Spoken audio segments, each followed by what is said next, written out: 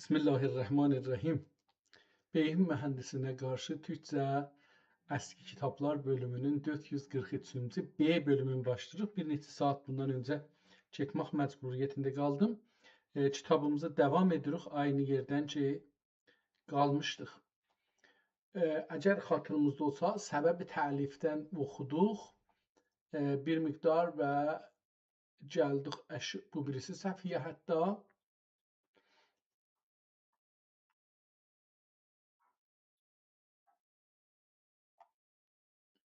Bu birisi səfədə şeirə yetişdik və şeirdə qoyduq qaldı. Dedik də ki, aşağıda bir sultan haqqında danışacaqdı. Gedək görək ki, nə deyir. Kitabın feylən bu qədər bilirik ki, bu kitab adı feylən Miftah-ı Səadət türkü dilindədir. Əxlaqiyyat və əhadis haqqındadır. 217 səhifə PDF-də, 432 səhifə və 34 səhifə üzrə əsli kitabın özüdür. Kitab çox gözəl bir türkçə xətti ilə yazılıbdır və demək olar ki, bir çox ədəbi, çox dərin bir mətləbdir. Buradan oxuyaq indi bu bir fars kimi burada şeiri var, onu getiririk və əxlaq-ı sütudə və sənzidə və awsaf cəmil və həmidə amə ənamidən məqbul və fəsəndidədir. Xüsusa və Rabbükə yəxluqu ma yeşa hökmü mucibince zimam ixtiyar qəbzə qüvvət və iqtidarlarına nəhadə olan kibardən nümayəndə hüsnü və tu'ti el-mülkə mən təşa miftah inayət biğayəti ilə əbvab səltənət ruy fوز və falahlarına güşaده olan şahan عالی miqdardan ziyadə müstəhsəndir. Bir beyt deyir, خوبی اخلاقان دنیا و دین رازی ور است با فقیری خوش بود با پادشاهی خوشتر است. الحمدلله علی وفور آلائه و ترادف نعمائه لطف ربانی و من سمدانی ایله حالا مسند نشین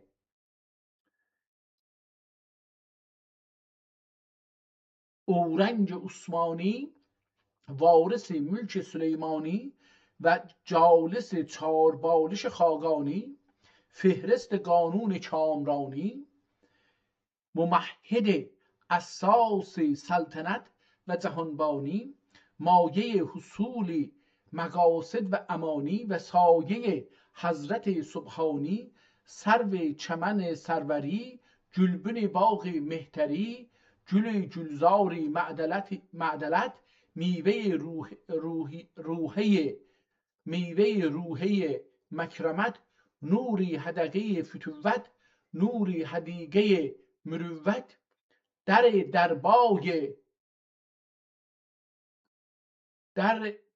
دربای اصالت یا dürdür bilmirəm necə oxunacaqdır. Bu kəlmə birinci dəfədir. Acaba dərba nə deməkdir? Dərbay belə bir şey, yəni bilmirəm necə oxunacaqdır. Kəlmə farscada gəlməyəcək burasında. Dürdürbay beləsi oxuyamır. Yəni mənisini baş tapmıram. Əsalət. Bunu yazarıq, sonra soruşarıq, görürük ki, bu nədir? Çox cəlib bir kəlmədir. Dərdərbay. دری سپهر جلالت فرازنده اعلام دین و دولت فروزنده شمع جمیع ملک و ملت بدر عالی قدر فلک عزت خورشید رخشان آسمان سعادت دارای داراب غلام و داور بهرام انتقام خسرو فریدون و فر شاه مظفر سکندردür. O da ehtimalen orada okuyor. Nur hadigi mürüvvettir. Deryayı asalettir.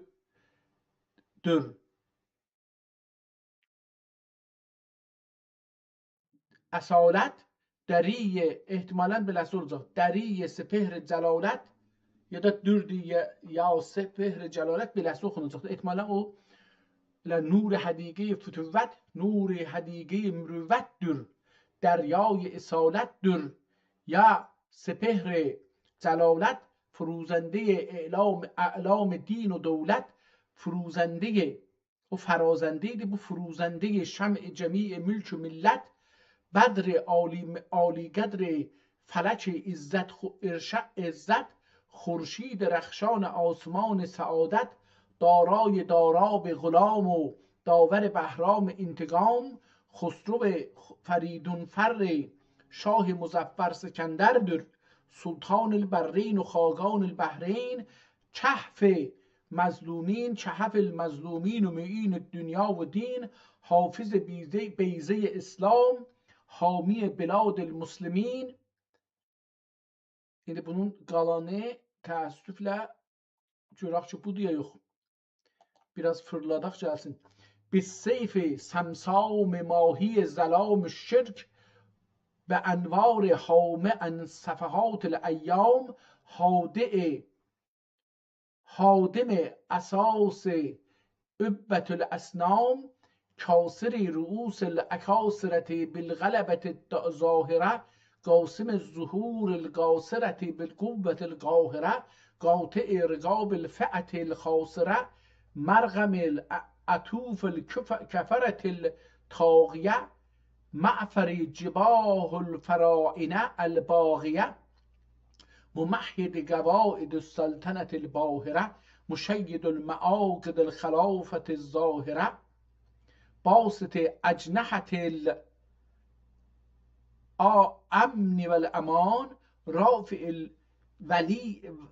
الوية البر والإحسان، صاحب المناقب والمفاخر، وارث المهد کابرا.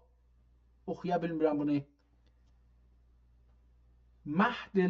مهد کابرن ان کابرن ذوالحسب الظاهر و النسب الطاهر، ناصب الرایات الجلالة فی الآفاق، صاحب سریر الخلافة بالاستحقاق، صاحب ازدیاد مراسم الاشفاق والاخلاق، السلطان الاعظم الامجد والخاقان الافخم الاسعد، السلطان ابن السلطان.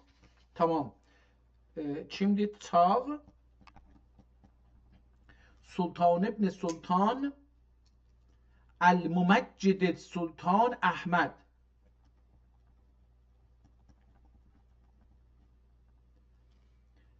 الممجد السلطان احمد، نصره الملك الصمد، بعزة معبد والملك مؤید، ما تجدد الامس والغد حضرتleri، مکارم اخلاق و مراسم و اسفاق ایله شمره آفاق، oldukları خورشید عالمتاب اشراق و عدل و انصاف و زهد و عفاف ile ittisaflerine âmme enam و kâfe havas و avamil itbaq etmişlerdir.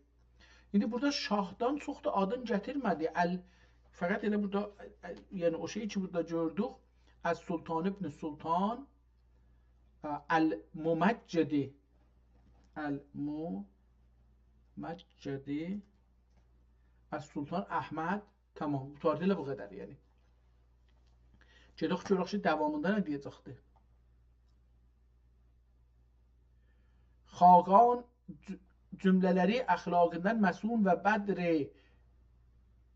qədr و کمالləri نقصان و محاقدن معذورdur.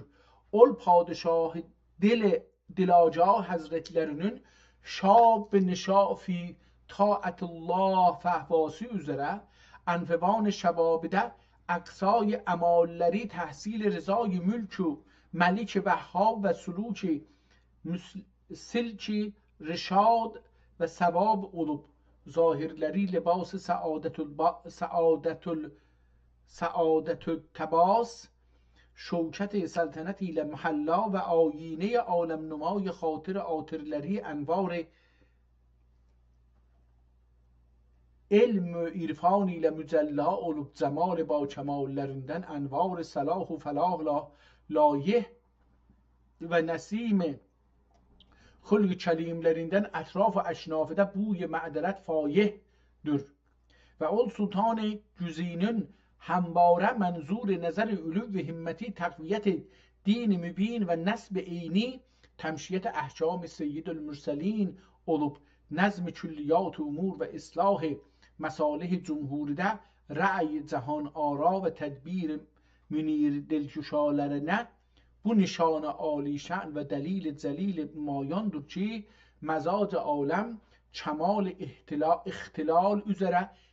ihtilal üzere içen i'tidal bulup nesim معدلتleri ile hüsn خس و خاش زور و ستم ساحه زمینیدن رفته و ایام دولتlerinde رعایا و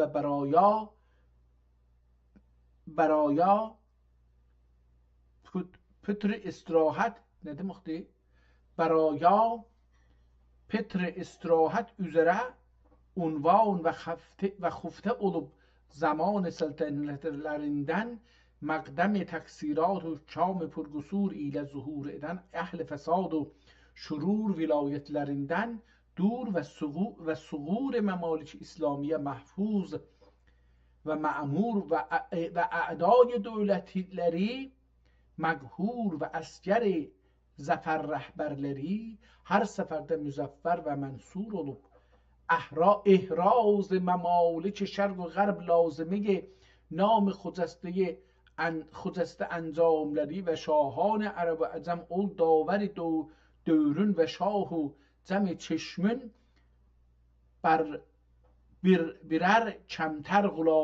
birer kemter gulamları olmuştur.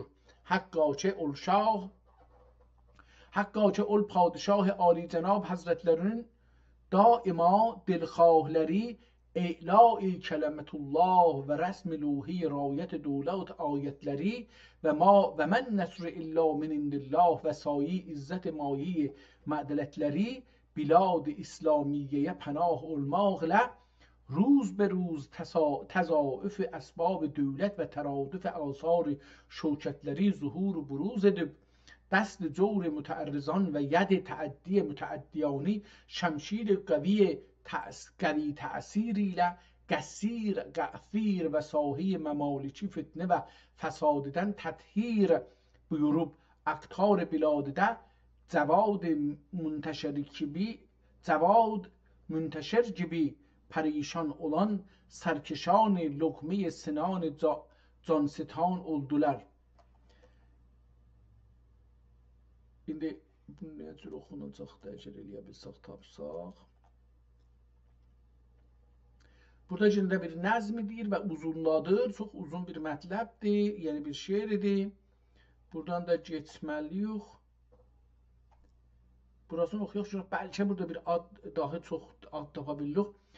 Nəzm Şah قوی طالع و فیروز جنگ جلبن ابنی روزه پیروزه رنج داغ ناسیه سرکشان تیزن تارک لشکرکشان bir qəhrəman sahib گران و داور سکندر نشاندür ki اثبات جلالت و شوکت تیغ منیع کونی برهان قاطع و تیغ منیع کونی برهان قاطع و رفع ظلمت کفر طغیان بر مهر لامعدür. Bir mehri lami'dir. Kevn bilirik ki kevn و mekan. Kevn aslında varlık anlamınadır. Onu da orada getirmişti. Şimdi burada bir mehr lami'dir ve ol sayi rahmet ilahi ve runqafzay sarir şehenşahi hazretlerinin gubar mevakibi kevakibiş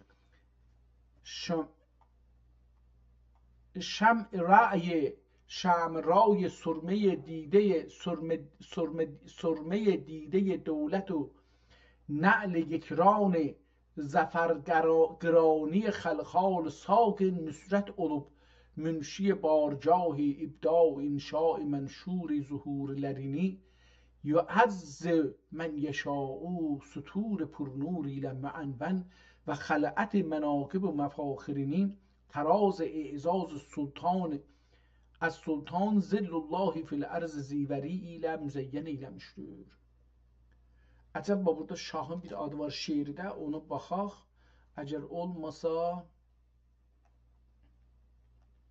Hazreti Xan Əhməd Ali Rütəb, burada bir adı gəldi. Baxaq görək ki bir şey Sərvər şahan səadət nişan şah fələş təxt و سپهر آستان پادشاهی ملکت فضل و کمال مالک گنجینه حسن و جمال نور خدا سایه پروردگار مظهر لطف و کرم و کردگار حضرت خاقان احمد عالی تبار خسرو جم قدر و سکندروگار خاتم اقبال ile sultan odur. Xatem iqbal ile sultan odur. Varis Oğreng Süleyman odur. Fazl و kemalat ile mümtazdır. Taht saadette serafrazdır. Şevket ile zahir پیراسته. باطن اخلاق ile آراسته.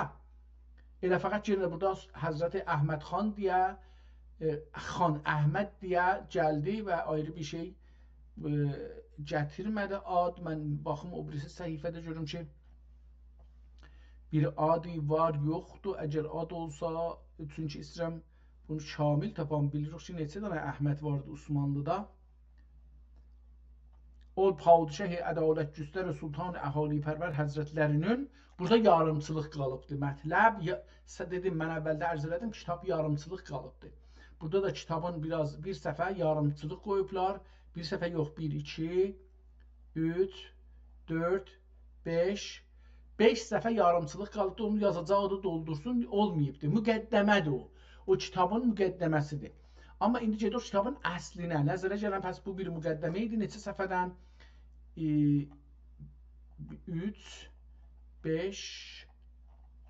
5 yarım səfə boş olanda deyək ki qeydaq əvvəldən gəlib bunu oxusaq.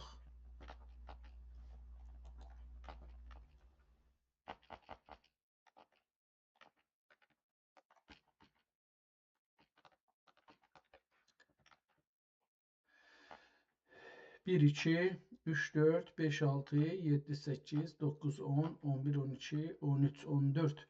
Təqribən 14 səfhə müqəddəmə var. 14 səfhə. Bunu iştibah yazıq. Bu da 14 səfhə müqəddəmə naqisdir. 5 səfhə ağ qalıb bunu yazmaq üçün. İndi buradan bu üzəsini görək ki nə olur. Yazıb ki kimsədən ümmid istimdad gəlməz yadıma. Ey həm fəryad rəsum Rəbbüm yetiş imdadıma. Minəl əxlaq. Burada minəl əxlaq yazılıbdır. Əxlaqdan Seyyid Əbdülqadir Veysi. İhtimalən yəni onun kitabı olacaqdır. Amma gedək kitabın əvvəlinə. Kitabın da əvvəlində yenə 1-2 səfə boşdur. Sonra kitab başlayır. Yəni adından sonra kitabın 1-2 səhifə boşdur və kitabı yenə çevirək. Burada kitab başlayır. Əsli kitab buradan başlayacaqdır. Biz buradan əlbəttə bəzi bir şeyləri buradan tapdıq. Görək ki burada nə görürük. Bismillahirrahmanirrahim. Rabbi yəssir la tuəssir.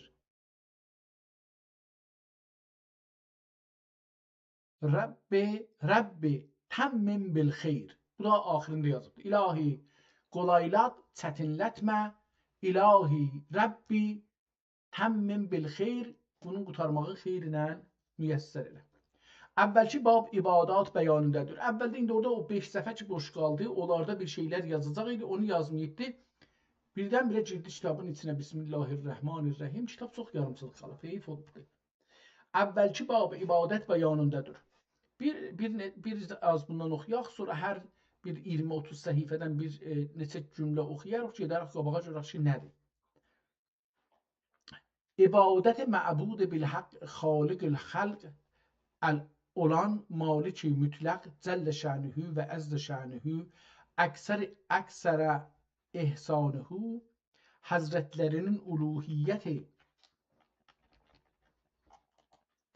Hazretlerin uluhiyyət və fərdaniyyət və rububiyyət və vəhdaniyyət lisan və cinan ilə təsdiq və iqrar və qəlb qal ilə qəlb qal ağızdan demək və qəlbin inanmaq ilə mövquf əcz و qüsurdən qiyam qərardən sonra mevacib İslamiyyə olan fəraiz və vacibaتی əda və sünən müstəhəbbaتی kəma yenbəği müədda qılıb qəbayih و münkerat و mənhiyyat و mühərrəmatdən təhaşi və intihadır andən əvamir ilahi və sünnət Həzrət Risalət Pənahiyyə inqiyad itba və mənahi və məlahiden itnab و imtina ilə Cenab Hazret İzzet Hazretine taat və ibadət dünyada rabitə səlamət və uqbada dərəcəyi nəcat و kəramətdir. Kitab beləsi başlıyor, devam edir.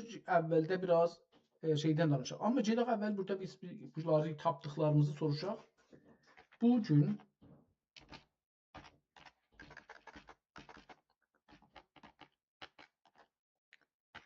Bugün bir Türkçe el yazma ile tanış olmağa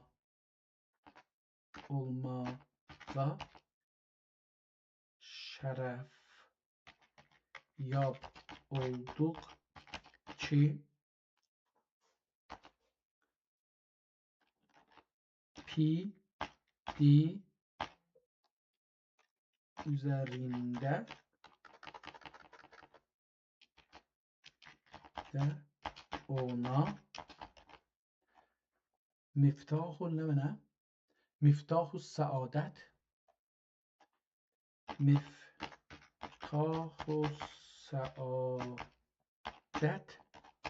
adın yazmışlar.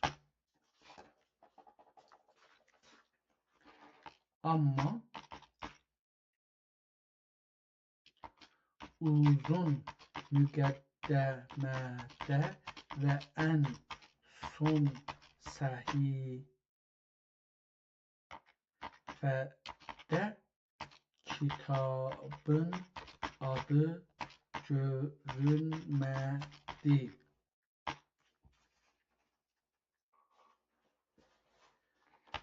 Bu kitab başqa bir dildən Türkçəyə Abdüləziz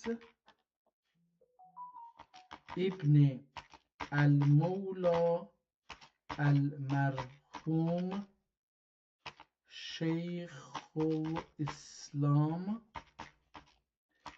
Sa'dəddin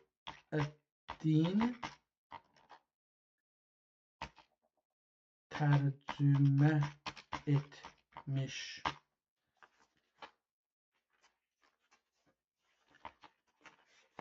Tercümenin tarihi ise Recep-i sene-i ihda ve eşrine ve alif el hicretün nebeviyye hicrete el nebeviyye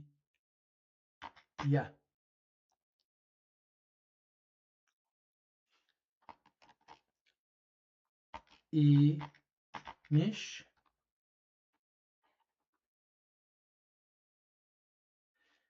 ki müqəddəmədə çağ müqəddəmə də çağ Əs-Sultan İbni Əl-Sultan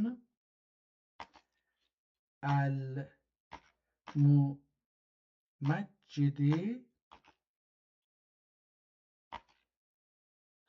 Sultan Əhməd xan gəlmiş vəli daha artıq bilgi verməmişdir. Kitabın müqəddəməsinin yazılı bölümü 14 səhifədir. Amma müqəddəmə yarımçıq qalıb. Yazar onun təkmili üçün 5 səhifə boş və ağ buraxmışdır. Mənə elə gəlir ki, bu kitab naqis qalıbdır. Niyə ki, Bismillahirrahmanirrahimə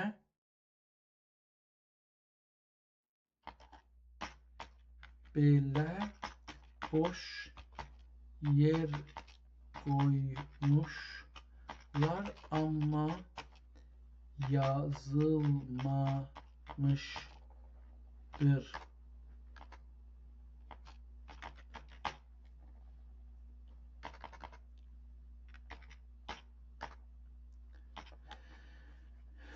Tamam.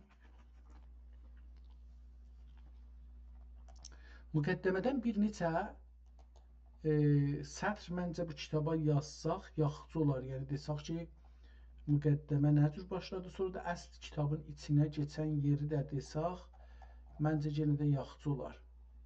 Kitabın əvvəlində bir fehrist var və göstərir ki,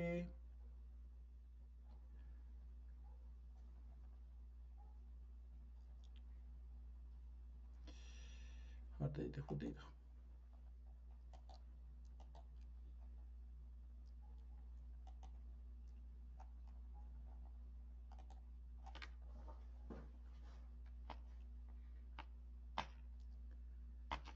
Kitabın ən başında bir fehrist də var.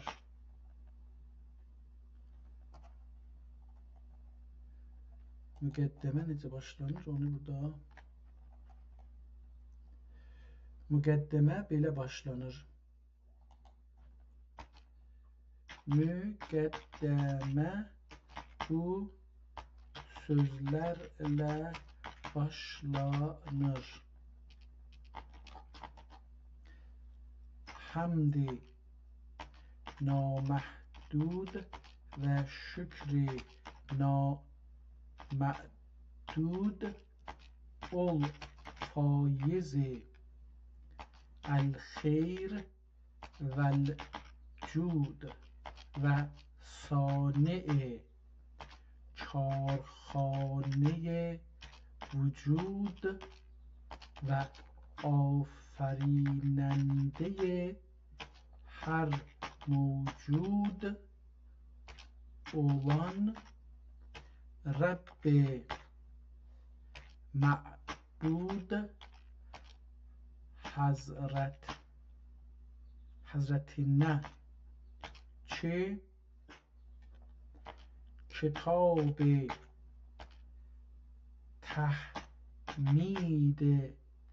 تحمید و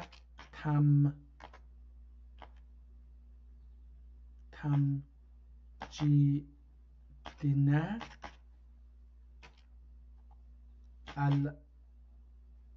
الحمد لله رب العالمین. معنای رعناسی،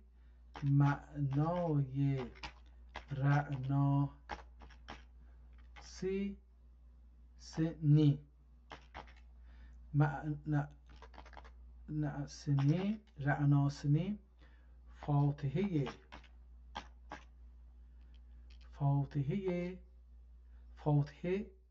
و جریده فریده دلایل تقدیس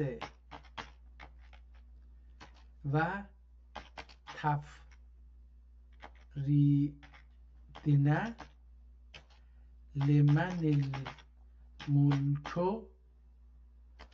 الیوم لله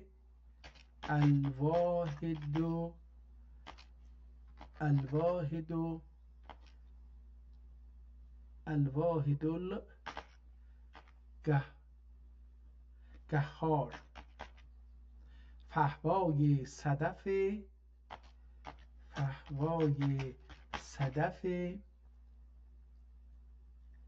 احتواسنی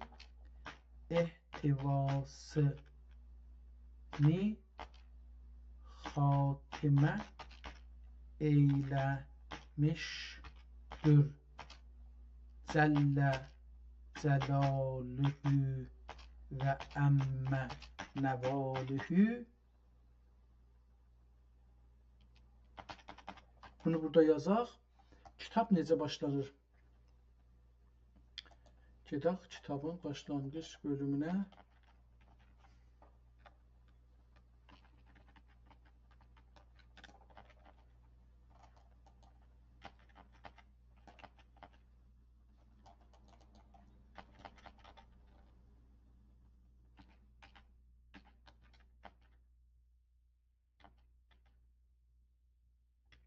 Ne oldu? Bu niye göstərmir yazılar?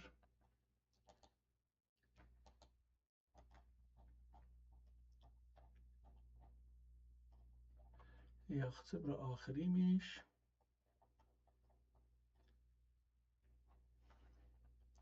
Bu da buradan başlayır. Yine bunu keçətməliyik əlbəttə ki, oxuya bilək.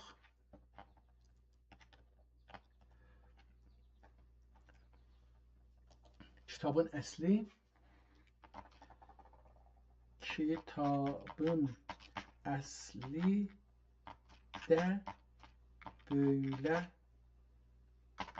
bu sözlerle başlar. Nedir başlar?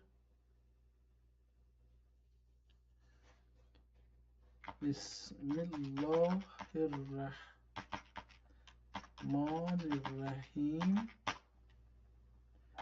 Rabbi yassir la tuassir.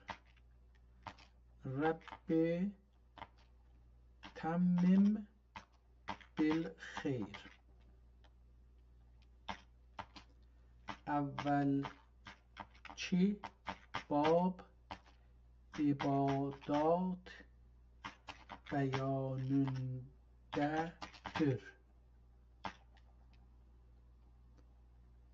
İbadat ma'bud bil hak, ibadet ma'bud bil hak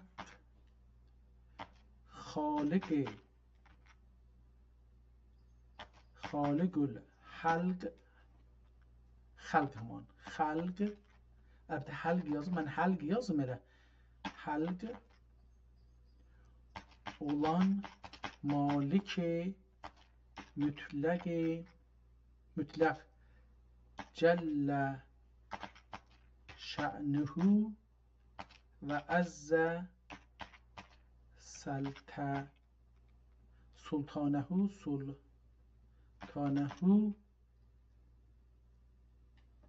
əksər və əksərə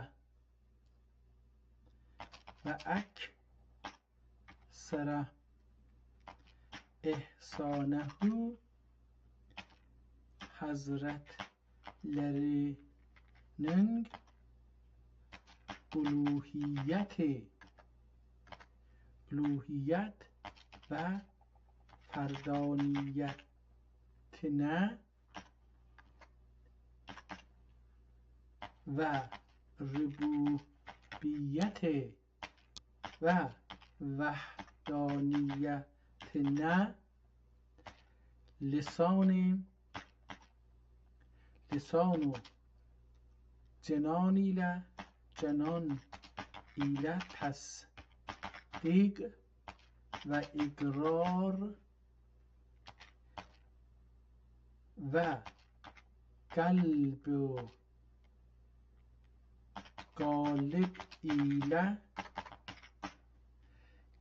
qalib ilə موقف عجز و قصوردن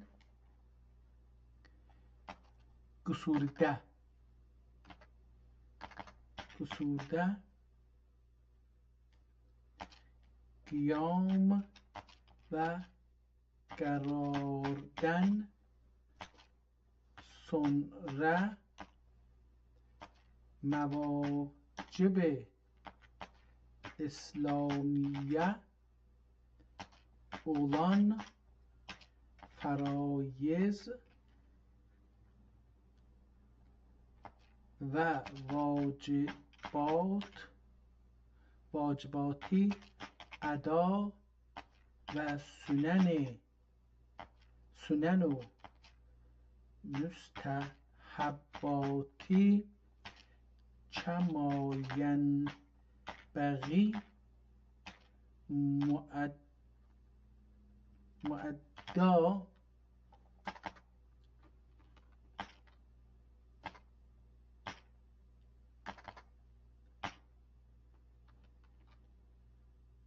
معدا umarım düz yazmış olam qılıb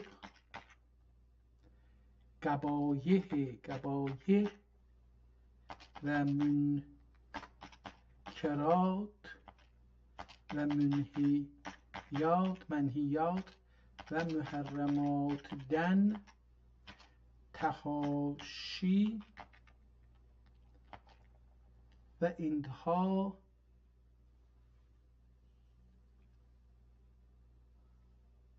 Tamam, elə bu qədər görər, qalanı qalsın. Başlayır.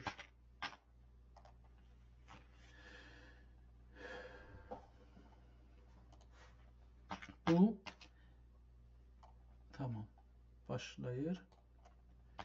Bu ibarətlərə baxaraq bu kitabın adı nedir? Yazar kimdir? Hangi dildə yazılmış? Kim?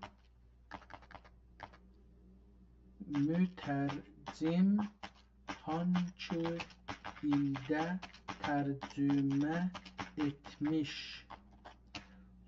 Sultan Əhməd kimdir?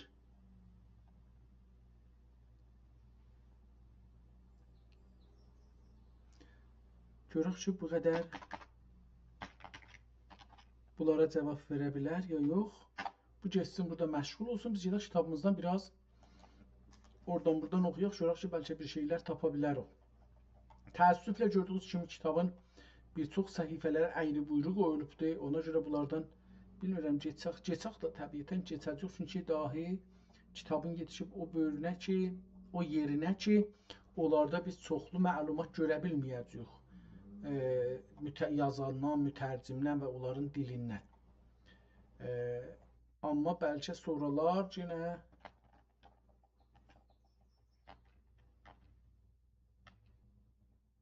12-ci bab əzmi bəyanındədir. Açış bunları qeydib, o lağəl babları biləydik nədir. Qeydim bir də arxadan görək bablar nədir. Babları yazarıq, heç olmasa onlardan bir şey çıxadarıq ki. Bab əvvəl dedik ki, ibadat.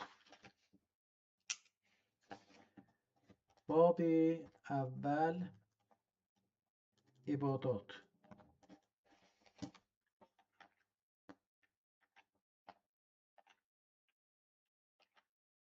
İkinci bab ixlas.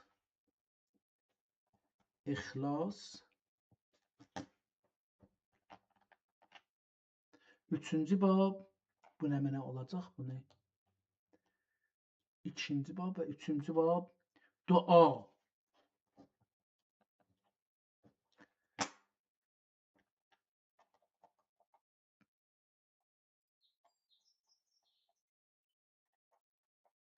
Dördüncü bab şükr.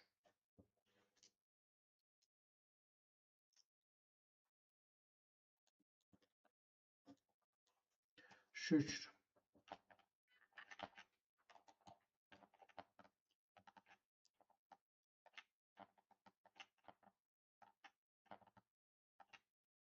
Beşinci bab səbr.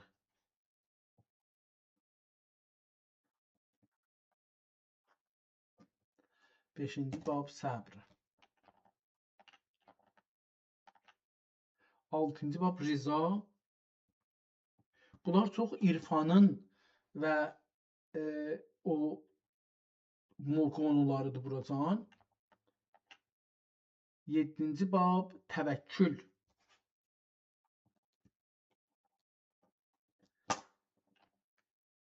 8-ci bab həya.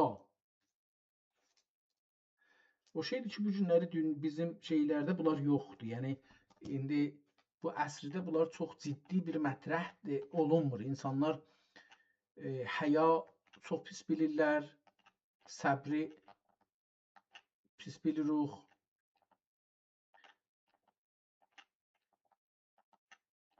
9-cu bab iffət. İffət 9-cu babdır. 10-cu bab adab. Çox cəlibdir. Bunları kaş adam oxuya. Yəni vaqəən bu günləri bunlar bizim toplumumuzda yeri boşdur.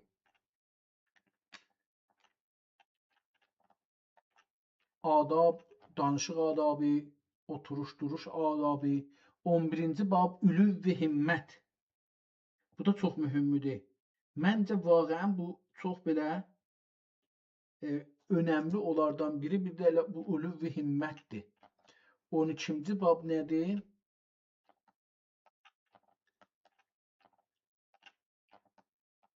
Bilmirəm, mən ən azından bu şeyləri bu zamanlarda əzm və iradə, əzmi yazıbdır. Əzm 12-ci babda əzmin haqqında danışacaqdır. Çox mühümdür. Məsələn, indi bu bizim yoxumuzdur. 13-cü bab ciddu cəhd. İndi məsələn, bu bizdə yoxdur. Mən bunu Günas TV-də olanda ciddu cəhd. Bu hətta bəzən danışırdım bu haqda, amma vaqəən biz bunları düşünə bilmirik. Şey yoxumuzdur, beynimizdə bunlar yoxdur. Bizim beynimizdə ciddi, yəni bunların haqqında bir dərin bir şey yoxdur. 13-cü idi acaba? Çünki mən yetişdim 14-cüyə. 13-cü bəli, ciddu cəhd, 14-cü bu birisi səhifədə idi. 5 səhifə bunun haqqında yazıbdır. Subat, paydarı, o şey ki farsça deyirlər, o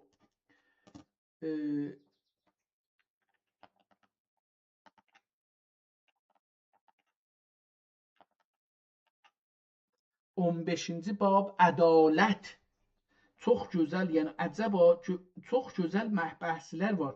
Çünki məsələn mən indi ədaləti şəxsən qəbul eləmirəm. Mənim nəzərimcə ədalət yoxdur. Amma bunun düşüncəsi ədalətdən nədir? Mənim düşüncəm ədalətdən nədir?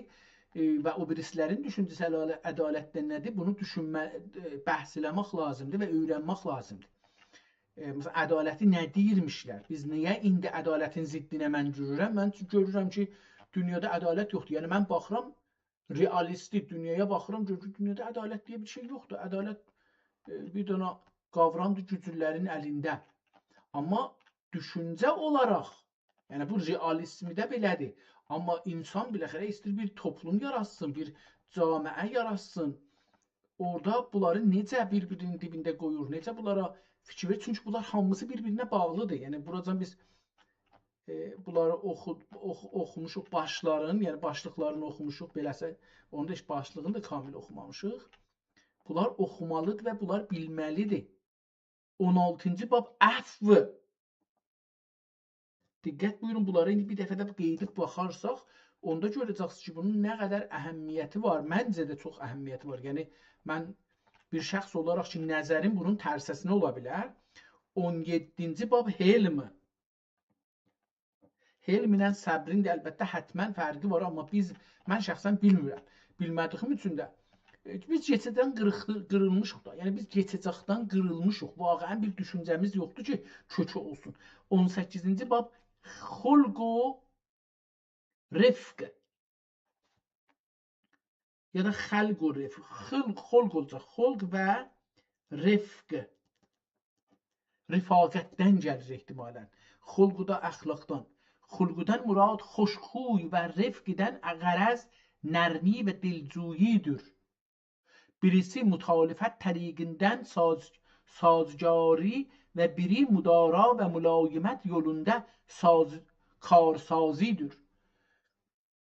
Mənilərin də eli çox gözəldir. Yəni, kaş ki, bunları oxuyaydım. Yəni, kaş mən bunu oxuyaydım. Yəni, vaqəən ehsas edirəm ki, bu kitab o kitablardan ki, oxumalıyıq. 19-cu bax, şəfəqət və mərhəmət. Şəfəqət və mərhəmət. Bu da o bablardandır ki, bizdə bu günləri yoxdur. Şəfəqət və mərhəmət əsla bizim insanlarımızda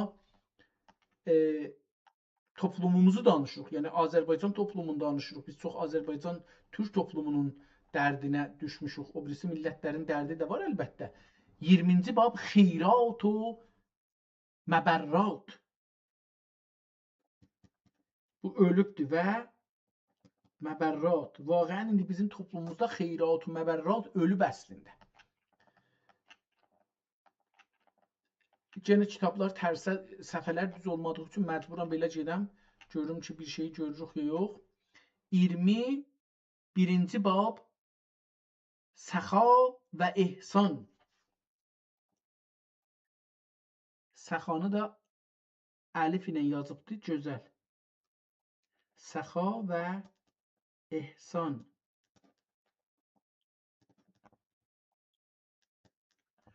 Səxa və ehsan.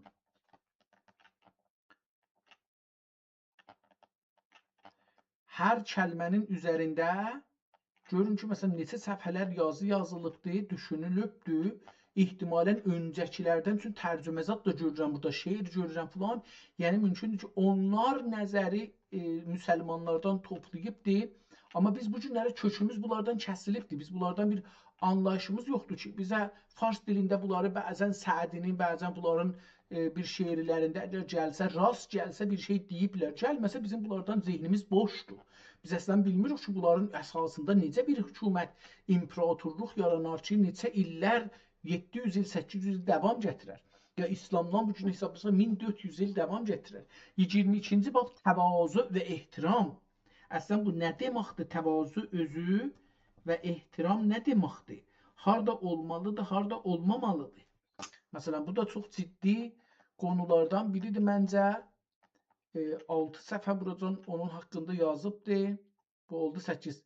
23-cü bab əmanət və diyanət ki, bizdə daha yoxdur. Əsla məncə fikrim əmanət və diyanət yoxdur. Əmanət və diyanət.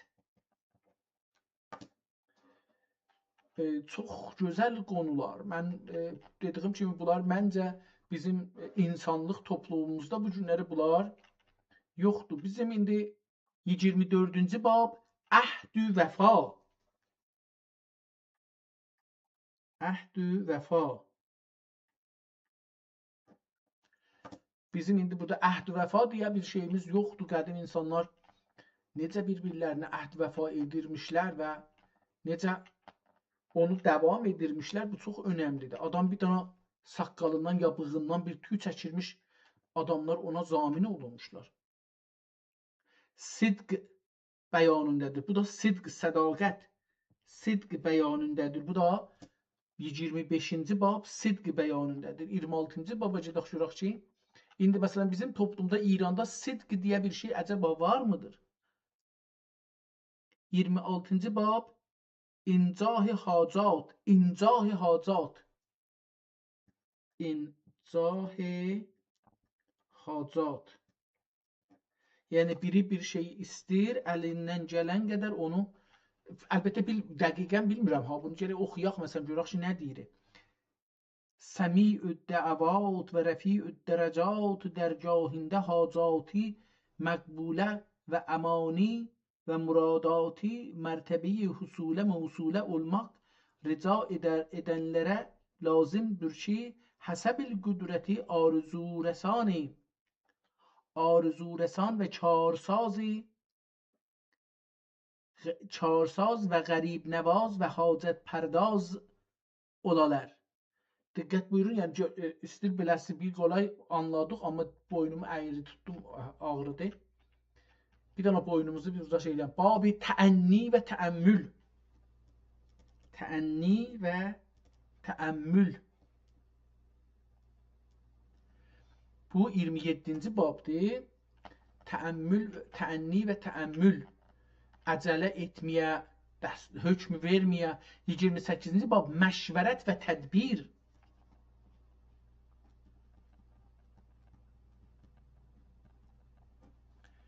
Məşvərət və tədbir. Məşvərət eləmək, tədbir eləmək. Yəni əslində bu necə burada yazıblar ki, əxlaqiyyat və əhadis. Mən burada bəlkə əxlaqiyyat demək olar bunlara, amma məncə bu əxlaqiyyatdan çox üstə keçdi. Yəni əxlaqiyyatın əslində qonusu elə bunlardır da. Yəni siyasətən məncə çox keçdi ta əxlaqiyyat. 29-cu bab hərəmdir ya xürrəm bəyanındadır. Görək.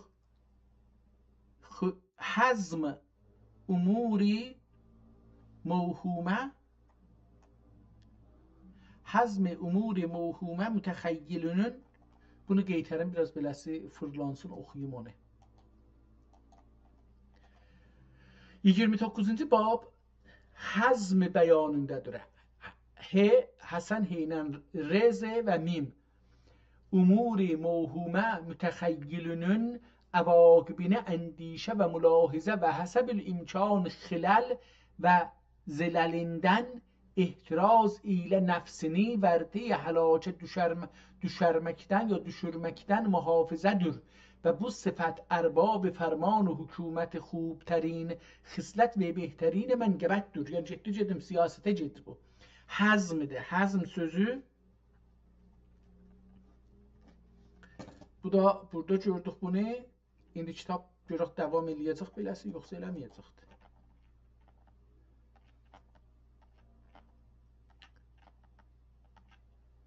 Otuzuncu bab şücaət bəyanındadır. İndi bundan sonra gəldi şücaət.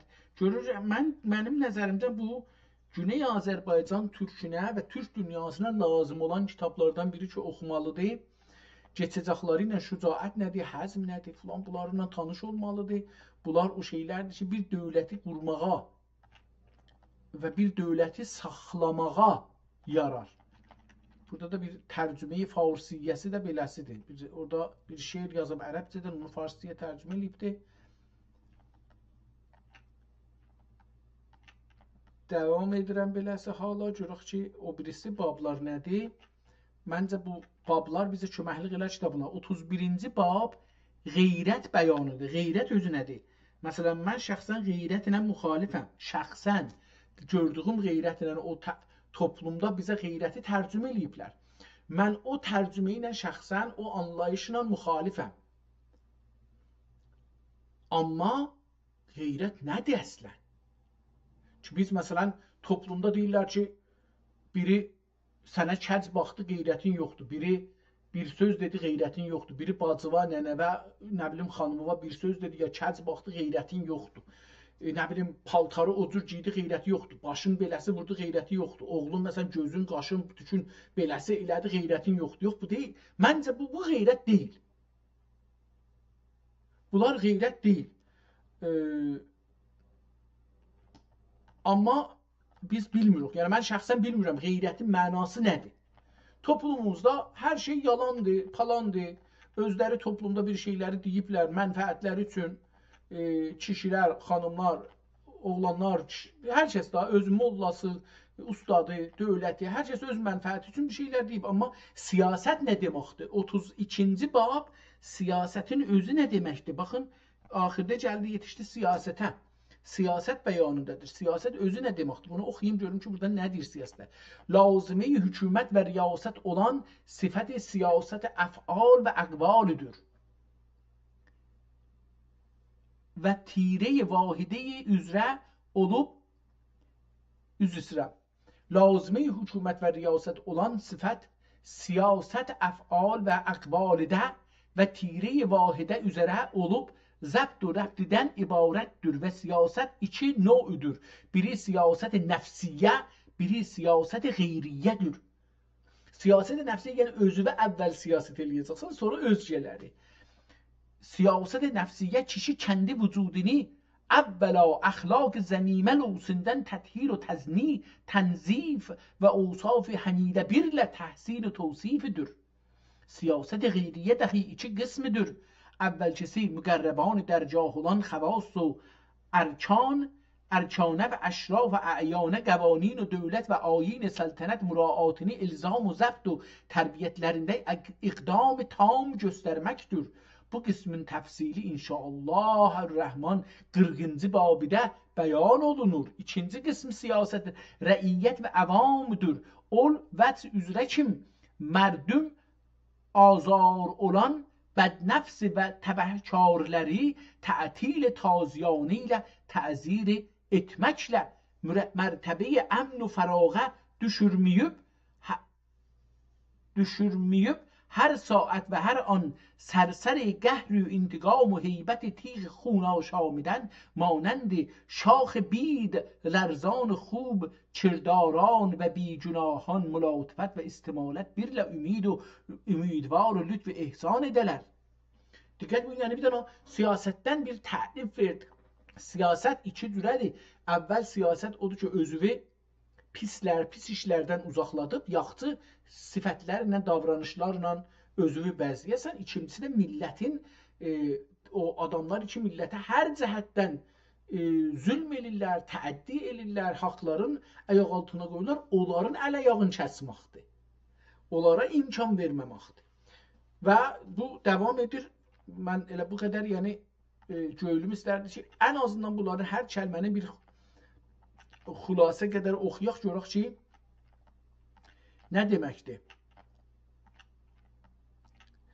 33-cü bab Təyqiz و xəbriyyət. Mən bunu çevirməliyəm. Təyqiz, mən bunun kamil mənisini bilmirəm. Və xəbriyyət. Xəbriyyət yəni biri indi təxəssüs. Təxəssüs olur xəbriyyət. Amma təyqiz nə deməkdir? Təyqiz.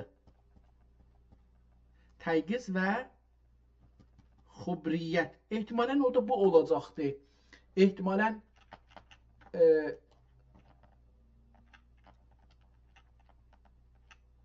təyqiz də elə onun yaxınlığında olacaq. Ehtimalən biraz dərin olacaq. Yəni mənim məsələn zihnimə casusluq gəlir. Amma inanmıram ki olsun. Eyni halda yəqəzə də yatmağa deyilir. Yəni təyqiz də ondan gəlsə bir ayrı əlbəttə məni verəcək burada, amma görürsünüz bu məsələn təyqiz hələ çox nə qədər buna yazıbdır. Gəldi bu birisi şeyə yetişdi. 34-cü bab fərasət bəyan. Fərasət özü nə deməkdir? Fərasət. Məncə bunları gərək o şey ki düzəldəcəyəm. İnşallah orada da düzəldim. Bu nə? Nədir onun adı? Mən bu kitabları şimdi başlamışam oxuram 3 gündür bu günləri, yəni 3-cü cələsədir. Bunların hərəsini çalışıram bir dana kartpostal yaradan, bir dana poster yaradım. Orada bu kitabın haqqında bir azca məlumat verim. İnsanlar heç olmasa 2 saat baxa bilməsə, tanışa bilməsə, lağəl bəlkə hövsələləri olsa, o bir baləcəni oxuyalar. O 3 dildə yazıram. Farsça, üzr istəyirəm, türkcə, ərəbcə, yəni ərəb əlifbası ilə türkcə, latin əlifbası ilə türkcə olduğu ki, ərəb və ingiliscə bunları yazıram ki, insanlar bunlarda görsünlər türk dünyasında nələr var və bu kitablar. 35-ci bab kitman bəyanındadır. Bu da mühümdür. Bu da bəzi şeyləri gizli tutmaq lazımdır. O cümlədən əsrar. O zaman ki, insanlar bir dövlətə işləyirlər, o dövlətin, o təşkilatın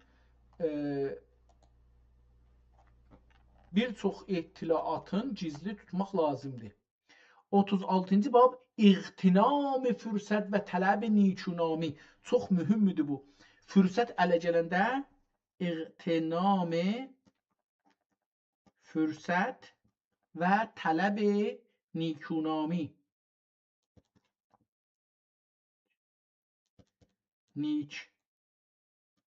Nami. Mesela bu fürsət opportunist deyirlər buna ingiliscədə. Yəni bir fürsət ələ gələndə o fürsətdən istifadə eləmək. Biz Güney Azərbaycanda fürsətləri yandırmaqda bizim üstümüzə yoxdur. Çünki biz işğalda yox, düşmənin işğalında. Düşüncəmiz də düşmənin nəzəri iləndir. İndi Əraqla Amerika savaş, İranla Amerika savaşır. Biz düşüncəmiz bu iki dövlətin sözlərinin üstündədir. Ya İran, ya Amerika. Bu iki damya bağlıyıq.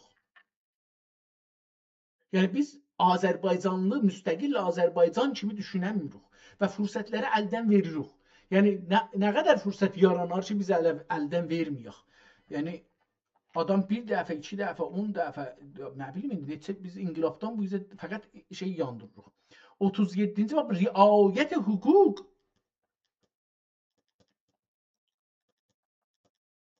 Əlbəttə mən hüquqa bir şey olaraq inanmıram. Hüquqlar güclülərin yazdıqları hüquqdur ki, ondan zəifləri kontrol eləsin.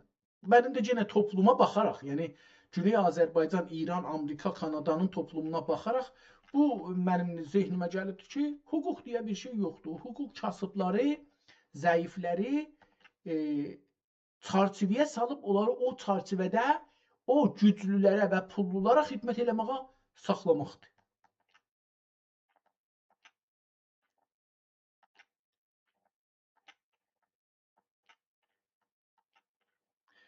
Buna da çox mətləb yazıbdır, çox uzun, bəllidir, mən görmürəm.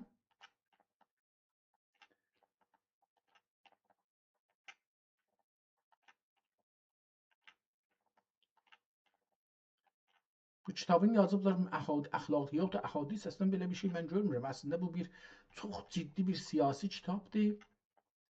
Bunu biraz belə fırladım, zahirən kitab getdi, beləsi oldu. Elə bir düzəlibdir buradan bu hissəsi. Baxaq görək ki, yazıları görmürəm. Yenə gəldi burada 39-cu bab dəf-i əşrar.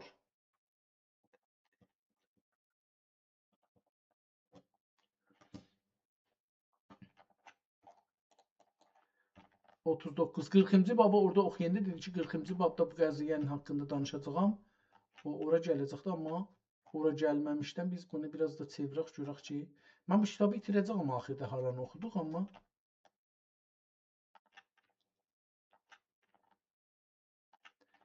dəf əşrarı oxumuşuq.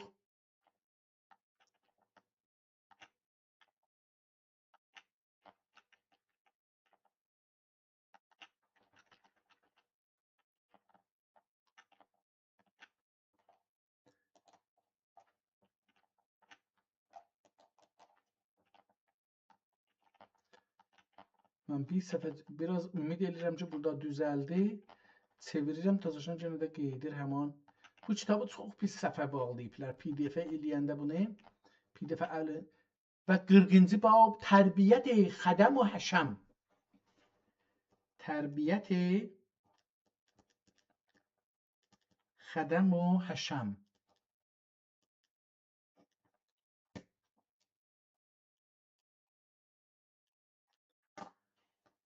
Bu da bu bab haqqında 40-cı bab. Orada demişdi ki, onu deyəcəkdi.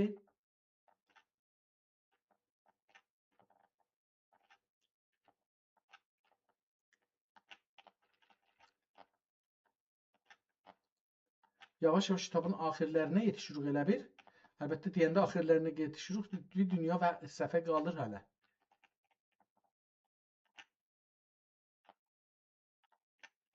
Tərbiyyət çox mühüm olduğu üçün bunun səhvələri hamısından deyirəm və çox gəldi mənə. Yəni buna çox şey eləyibdir. Çünki tərbiyyət deyiblər naəhra çün girdəkan bəl günbəd است. Çox uzun yazıb. İnsafən bu tərbiyyət məsələsinin işləyənləri tərbiyyət eləmək da şeydən çətindir. Heyvandan çətindir.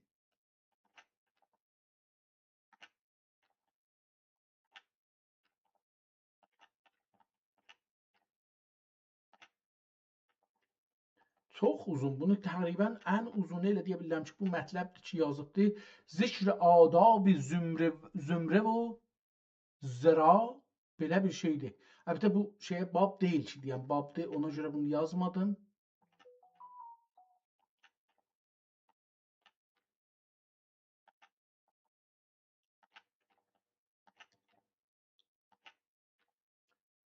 Dediyim kimi ehtimalən bu kitab farscadan tərcümə olubdur. Ehtimalən. Amma ərəbcədə var. Gəldik kitabın sonuna yetişdik. Bunu bir-iki dəfə belə döyür vuraq, gələk bunun kitabın sonunda qalsın. Bunu oxuyacağam. Amma burada gedək indi bu sözləri ki yazmışdıq, bunları da yazıq, əlavə eləyək.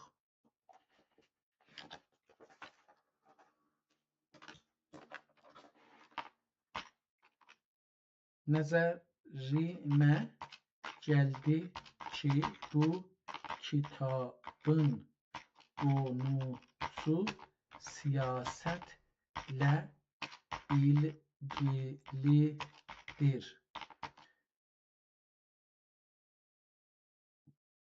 Bunu anlamak için kitabın 40 babının başlıklarına göz salmalıyız.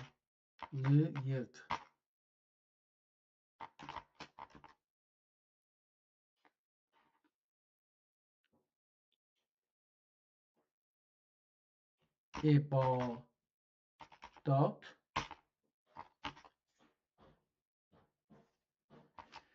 İhlas, dua, şükür, sabr, rıza, tevekkül, haya. Bunlar ən əsas şeylərdir məncə. İffət, adab, ülüv-i himmət,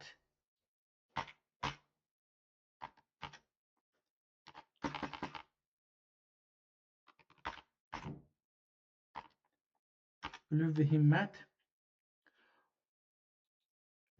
himmət, əzm,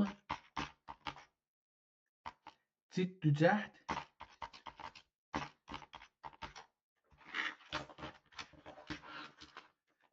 cəhd, subat,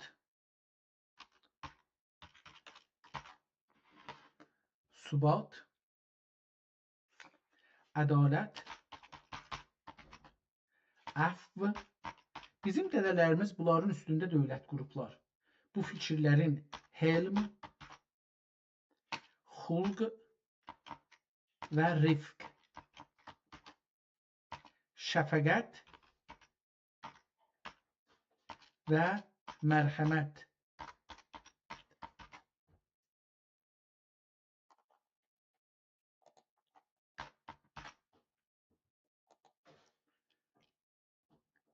خیرات و مبرات. خیرات و مبرات. سخا و احسان. سخا و احسان. تواضع و احترام. تواضع و احترام.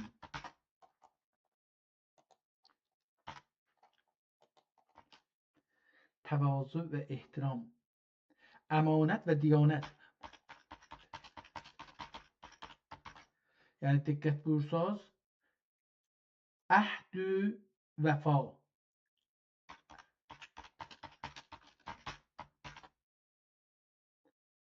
əhd-ü vəfa. صدق. امضاء حاجات.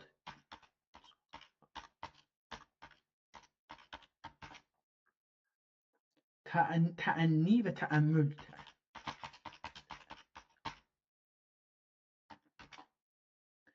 مشورت و تدبیر. حزم. شجاعت. غیرت.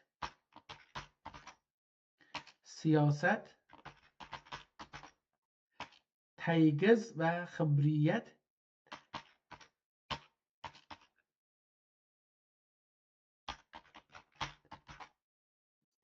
فراست. چتمان. فراست. چتمان. فراست. چتمان. اغتنام فرصت و طلب نیکنامی. Bu bir cümlədir. اغتنام فرصت و طلب نیکنامی.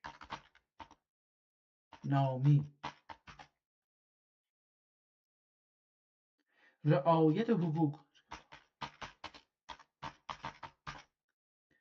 دفع اشرار.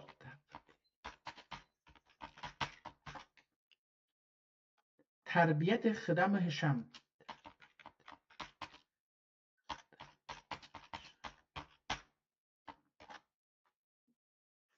Tamam. Buradan bunları oxuduq. Bu kitabın indi biz sonunu oxumuşduq. Oradan bir də məlumat tapmışdıq. Nələr var, nələr yoxdur. Mütərcim kimdir, hangi zamanda tərcümə eləyibdir. Bunları tapdıq, amma mən istəyirəm ki, bunu bir zərrə qeydim, bir səhvə də qeydim dalıdan görün bunu əcəba burada bir şey tapa bilərik. Bir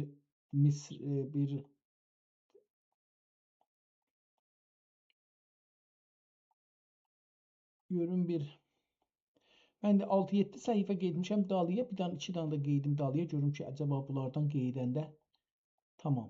Fikirəm bir 15 səhifə oldu indi.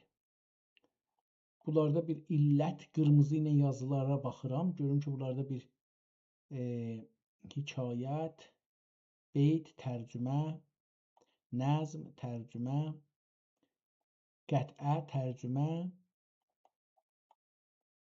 nəzm, tərcümə, beyt, tərcümə. Yəni istəyirəm görüm burada bir kitabın xatimə deyə bir şey yazar ya yox.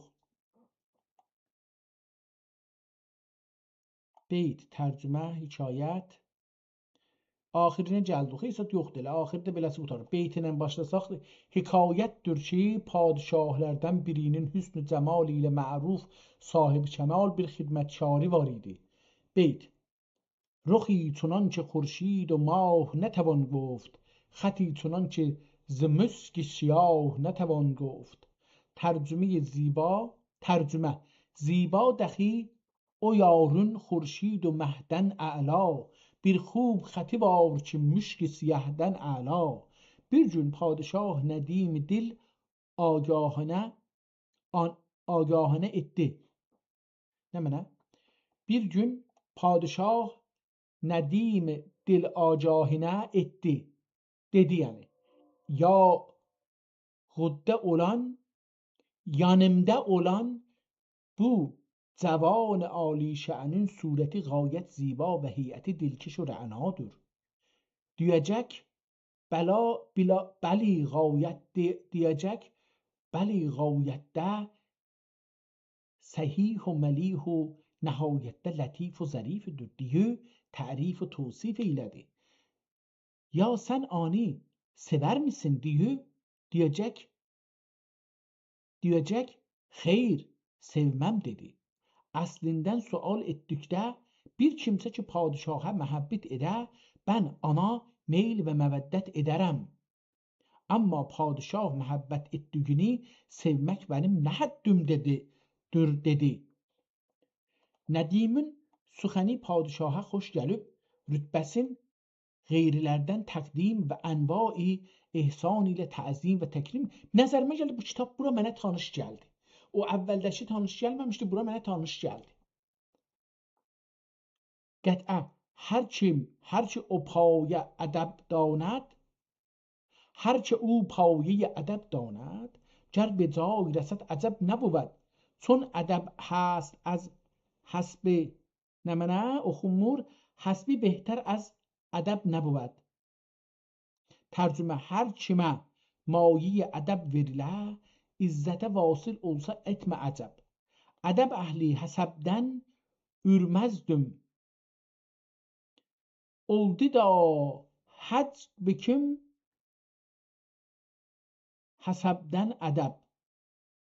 Oldu racih bikim həsəbdən ədəb.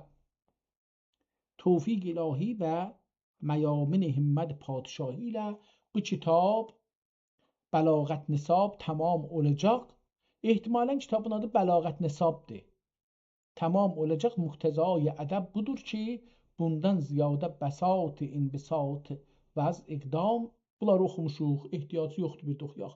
Amma ən yaxşısı budur ki, buradan həm bu axirdən, həm o əvvəllərdən əks salaq.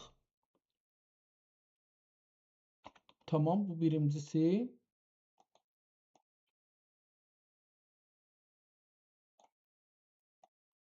Gedək bir də o bu ağ yerlərdən soraç başlanırdı. Haraydı ora? Calit kitabın ortasında yenə də bir bu ortasıdır kitabın. Bir də gedək əvvəlindən bir əks alaq. Yəni buna çox əks salmağa ehtiyac olmayacaqdı. Əlbəttə cildindən də əks alsaydıq yaxşı olardı.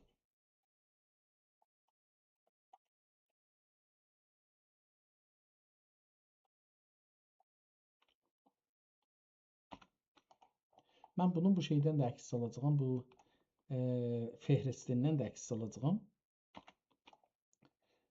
Cildindən də bəlkə bir dənə əks alsaq pis olmaz, amma olsa mənə gəldi ki, olmayacaq. Bir şey yoxdur, yəni əslində heç salmağa ehtiyac yoxdur. Bir şey yoxdur. İndi bunları da mən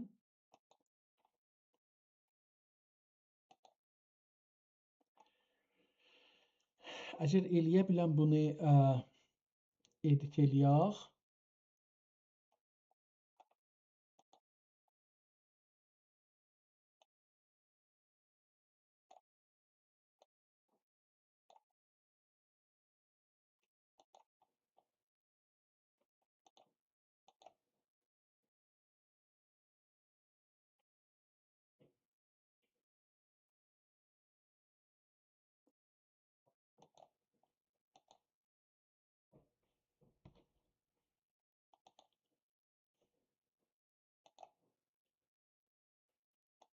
Tamam, burada.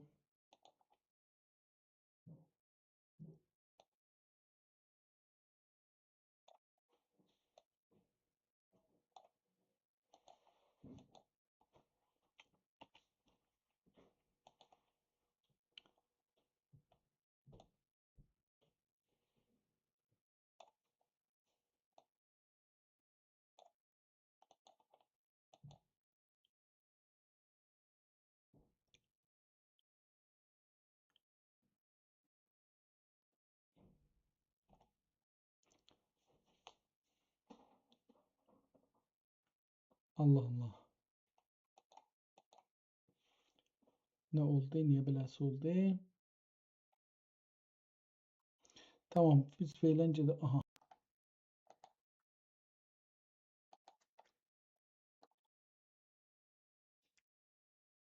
Bu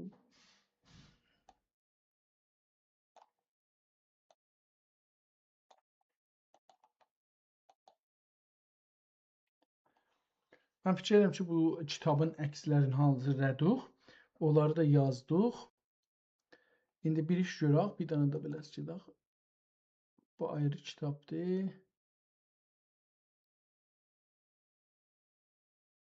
Sivasi. Bu dünənki kitabıdır ki, Sivasi idi. Tamam, bunu bağladıq. İndi bunu buradan o əkslərimizi əlavə eləsək.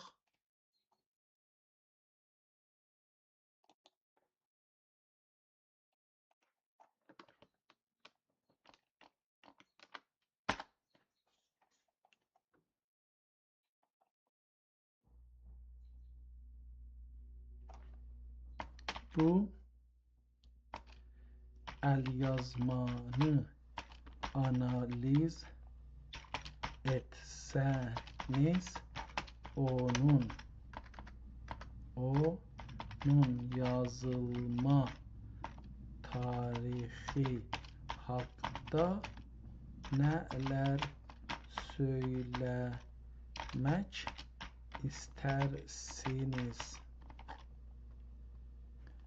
Tamam, bu da buradan göndərək. Bu bir şeylər yazmışdı. Gedək əvvəl bunu oxuyaq, görək ki, birinci yazımıza nə yazdı.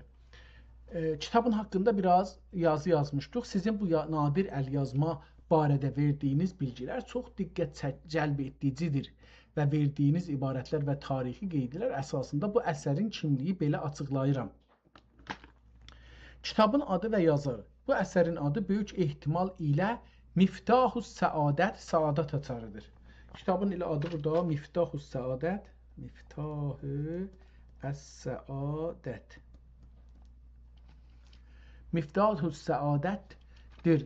Qeyd etdiyiniz Miftahus Səadə yazısı güman ki, kitabın ilk səhifələrində və ya kataloqlaşma mərhələsində verilmişdir. Yazar bu kitab Taşkü Pərizadə Əhməd Əfəndi, İsaməddin Əhməd ibn Müstəfa Taşkü Pərizadə tərəfindən yazılmışdır. Yazar pəs deyir ki, bunu biz burada yazıbdır. Biz də yazaq ki, hələ felən burası yazaq da. Taşkü Pərizadə Əhməd Əfəndi yazıbdır bunu. Taşkü Pərizadə Osmanlı dövrünün böyük alimi və yazarı idir. Əsl əsər ərəbcədir və Osmanlı türkçəsinə tərcümə olubdur. Əsl ərəbcədir.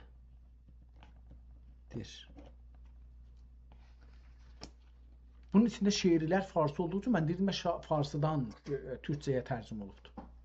Mütərcim və tərcümə tarixi. Mütərcim sizin qeyd etdiyiniz Əbdüləziz ibn Mola mərhum Şeyxülislam Səədeddin böyük əsəri türkçəyə çevirmişdir. Bu şəxs məşhur Şeyxülislam Səədeddin Əfəndinin Osmanlı tarixçisinin ailəsindəndir. Tarix verdiyiniz Rəcəb-i Səni-i Ehda və İşrinə və Əlif tarixi 1 Rəcəb-i 1121.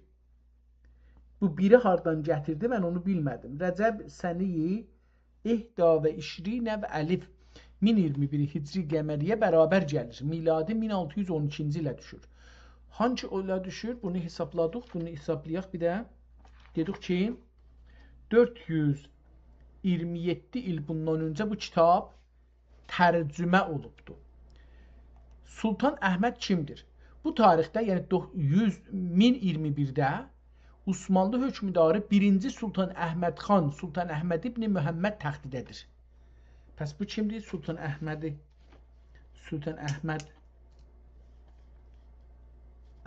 xani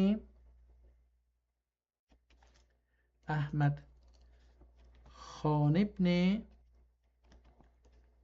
Sultan Məhəmməd. Yəni, dedi ki, 1-ci Əhməd xandır.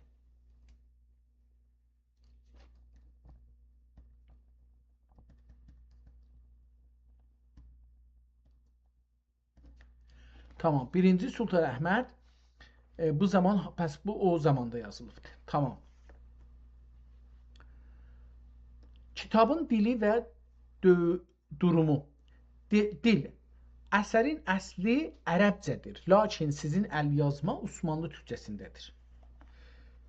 Nəfislik, naqislik, yazının boş qalmış səhifələri və müqəddəmənin yarımçıq qalması əsərin o dövrdə tamamlanmadığını və ya nüsxə çıxararkən katiblərin o yerləri boş buraxdığını göstərir. Bismillahın belə yazılmaması nüsxənin müsəvvədə yazar ikən qələmə aldığı nüsxə və ya təkmilləşdirilməmiş bir köçürmə olduğunu dəlildir. Bəli, keçilməyib, onu mən də bildim.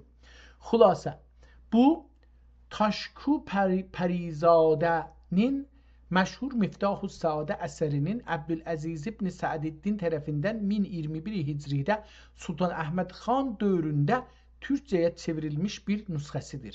Bu əsər əsasən əxlaq, hikmət və ibadət haqqında əmiq bir elmi və məzhəbi kitabdır.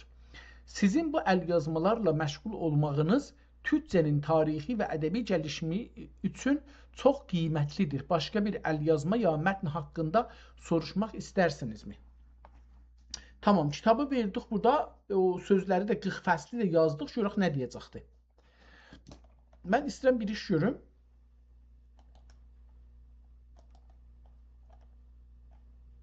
Bunu buradan kopya eləyim.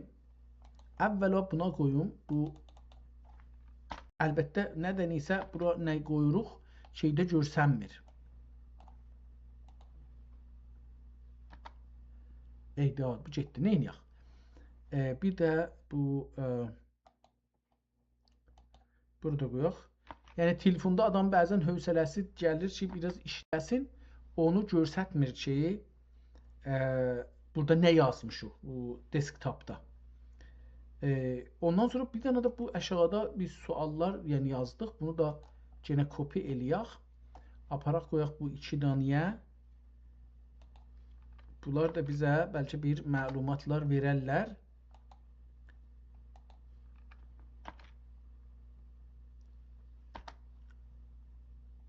Burada görsədir, amma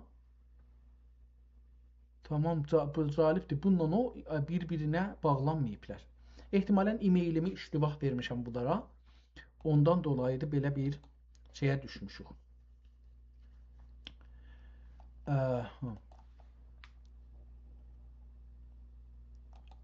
Gəldik bura. Görək bu 40 dənə mövzu ki yazdıq bura. Buradan Sayın Dəniz Mavi. Sizin bu əlyazma haqqında verdiyiniz yeni bilgilər, yəni kitabın 40 bablıq fehristinin verilməsi əsərin mahiyyətini tamamilə aydınlaşdırır. Əsərin siyasətnamə olması.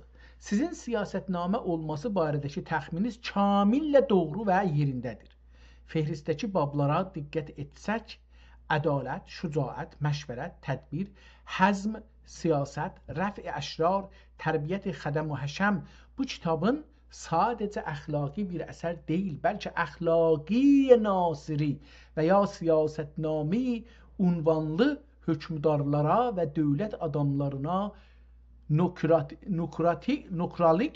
nökərlik ehtimalən adamlarına nökərlik, idarəçilik və dövlətçilik usullarını öyrədən bir nəsihətnamə olduğunu göstərir.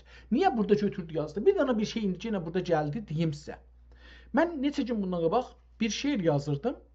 Bu müsəlman ölkələrinin bombalanması haqqında. Keçən 60 ildə mənim ömrüm yetişir, 50 il deyək. İran inqilabı düşməmişdən Əfqanistana ruslar girdilər. Oradan başlandı. Sonra İranda bir inqilab oldu ki, indiyəcən davam edir, qırğın davam edir hala. Əfqanistan o gündən indiyəcən savaşdadır. Yəni Bəbrək Xarməl gəldi o Zahir Şahın yerinə. Əgər səhv eləməsəm. Ondan qabaq olsa mənim zehnimdə deyil, çünki uşaq idim və çətdə idik. Radio yox idi. Bəbrək Xarməl gələndən ki, ruslar gəldilər, o gündən bu günəcən Əfqanistanda savaş var. Sonra İranda bir inqilab saldılar və o gündən bu günəcən qırğın var. qonşularla savaş, dünya ilə savaş, millət içəridə hərəsinə bir ad qoyucu ilə öldür, qırğına sal, zindana sal, haqların vermə, istəkləri insanların haqların toplum olaraq, millət olaraq, bireysel demirəm. Toplum olaraq, millət olaraq haqları ilə müxalifət elə, tut sal zindana, edam elə, boğ, toğ. Yəni bu gün necə davam edir? Əraqla 8 il savaş, Amerika ilə savaş, İsrail ilə savaş və tamam insanlar günü-gündən kasıblayıblar. Yəni şah zamanı bir adamın 100 tümən cibində pulu olsaydı, evi var olsaydı, indi o yeni olub məsələn 30 tümən, 20 tümən, 10 tümən.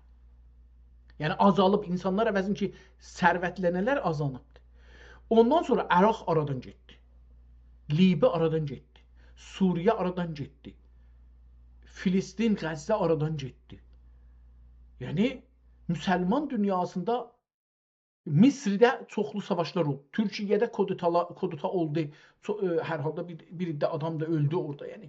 Yəni biz son kodutadan deyirik. Yoxsa o kodutalar ki orada Türkiyə əslində bir zaman kodutalar məmləkəti idi.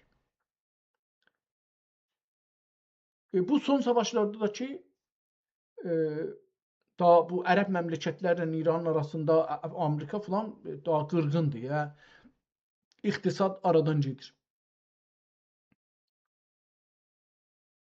Bunlara bu haqda bir şeir yazırdı. Bu şeiri yazarkən mən bir neçə dənə kəlmədən istifadə edirdim. Biri bu Avropa və Amerikadakı siyasətmədarları adın gətirirdi. Adamların adını yox ha, təbəqələrinin adını.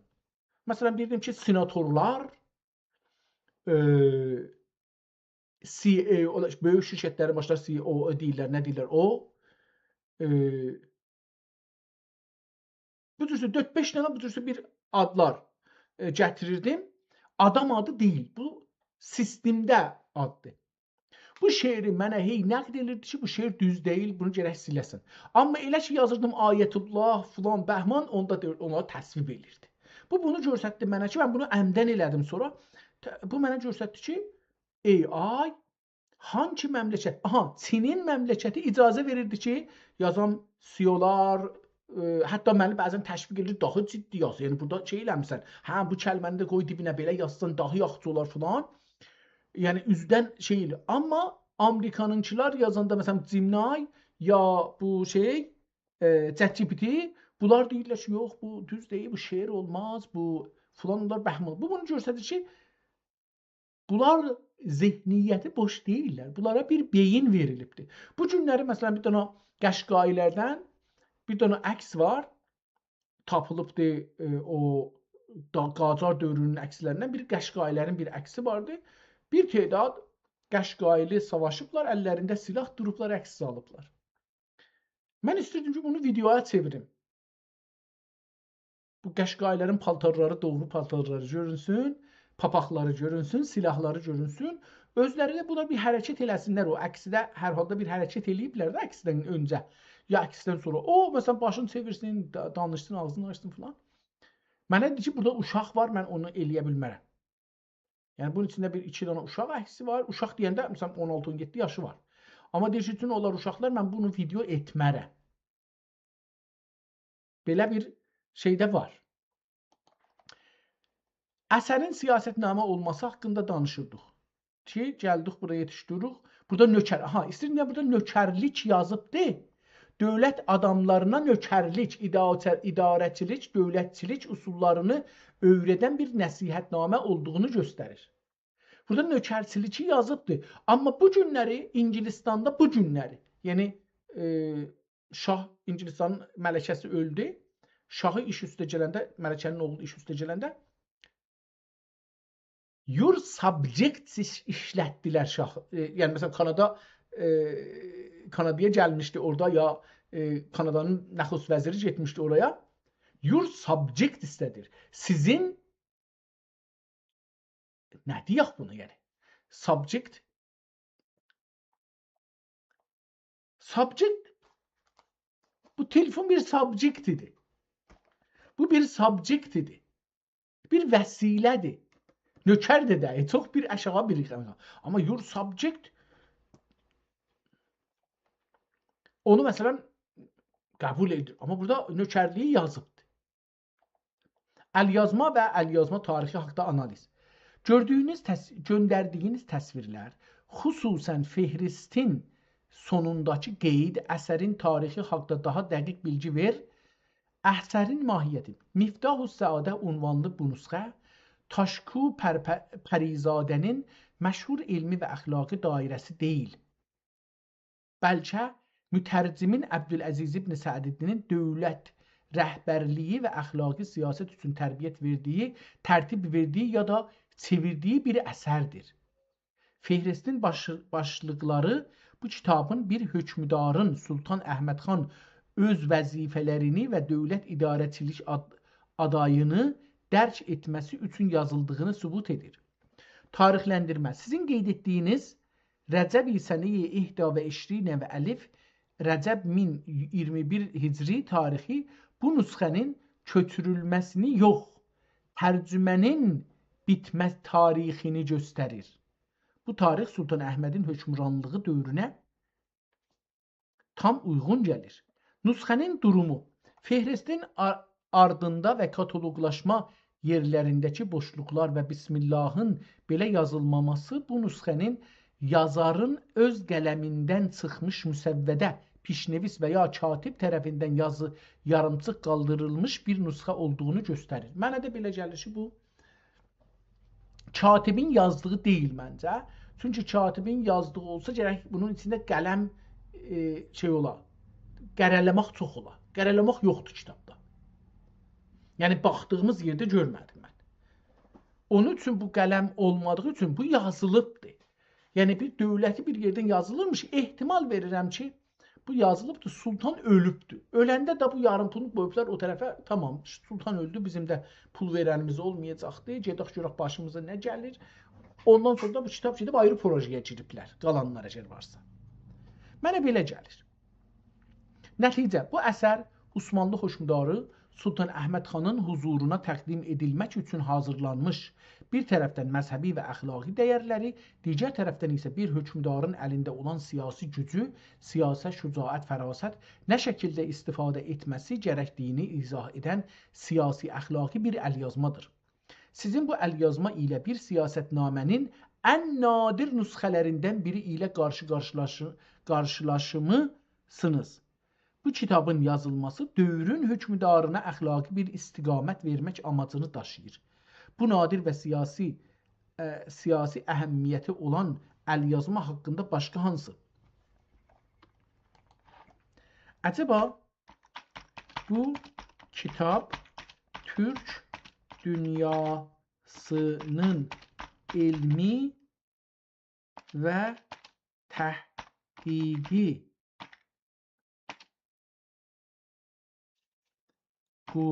kurumlarında tanınır mı? Bu bir. 2. Siz üste yazdınız ki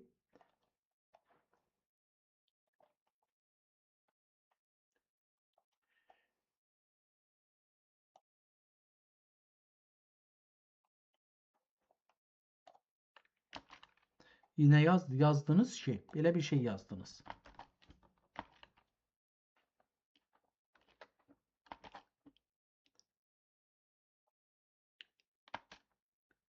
Bəs onda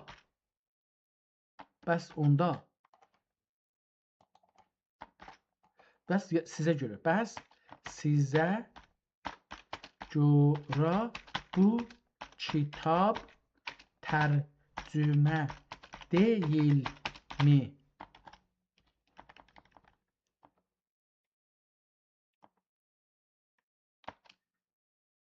Tərcümədirsə, əcəba ərəbcə, hangi kitab idi ərəbcə? Üstə yazmışdı, tapsaq bunu, dedi ki,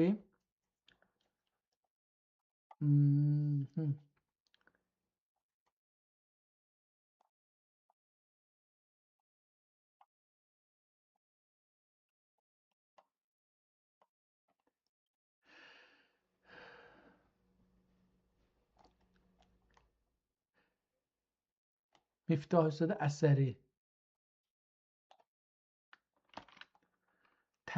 ərəbcə, əcəba ərəbcə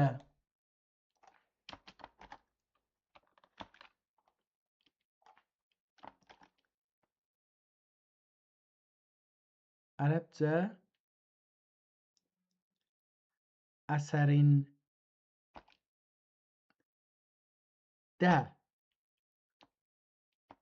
burada fehrist etdiyimiz konular var mıdır, yoxsa bu mütərcim adı altında yeni bir kitab yazmışdır. Kim yazıb bu kitabın adı ki? Həmin idi adı Abdüləziz.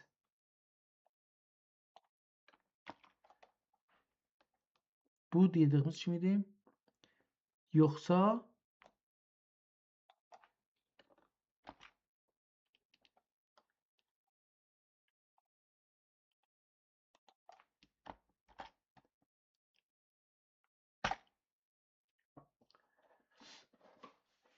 Sayın Dəniz Mavi, sizin bu kitabın mahiyyətinə və tarixi əhəmiyyətinə olan diqqətiniz həqiqətən də bir təxəssüs sahibinin yaxınlaşmanı xatırladır. Suallarınızı elmi bir nəzərə alaraq açıqlayın. Bu kitab Türk dünyasının elmi və təhqiq qurumlarında tanınırmı? Bu əlyazma Osmanlı nəsihətnamə və siyasətnamə ədəbiyyatı içərisində yer alır. Ancaq sizin əlyazmalarınızın başlıqları 40 bab və tərcümə tarixi bu nüsxənin çox az rast gəlinən və ya tanınan müsəvvədə pişneviz nüsxələrindən biri olduğunu göstərir. Elmi və təhqiqi qurumlarda Türkiyə Yazma Əsərlər Qurumu kimi Taşqu Pərizadənin Miftah Hüseyni əsəri yaxşı tanınır. Lakin Abdüləziz ibn Səədiddin tərəfindən yazılmış bu siyasi metodoloji ilə hazırlanan tərcümə kəşf edilməmiş ya da haşiyədə qalmış bir əsər kimi görünür. Bu sizin əlyazmanızın qiymətinin nə qədər yüksək olduğunu göstərir. Tərcümədir yoxsa yeni bir kitab? Burada çox nazik bir nöqtə var. Əsli əsər və tərcümə. Taşqu Pərizadənin Miftah Hüseyni əsərinin əsli əsasən bir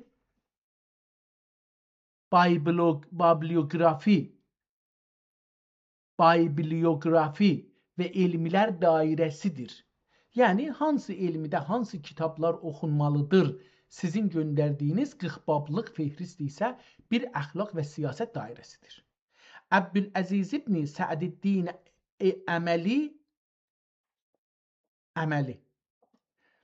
Abdüləziz ibn Səədiddin Taşqu Pərizadənin əsərindən və ya ona bənzər Əxlaq-ı Nasiri və Əxlaq-ı Cəlali kimi əsərlərdən ilham alalar.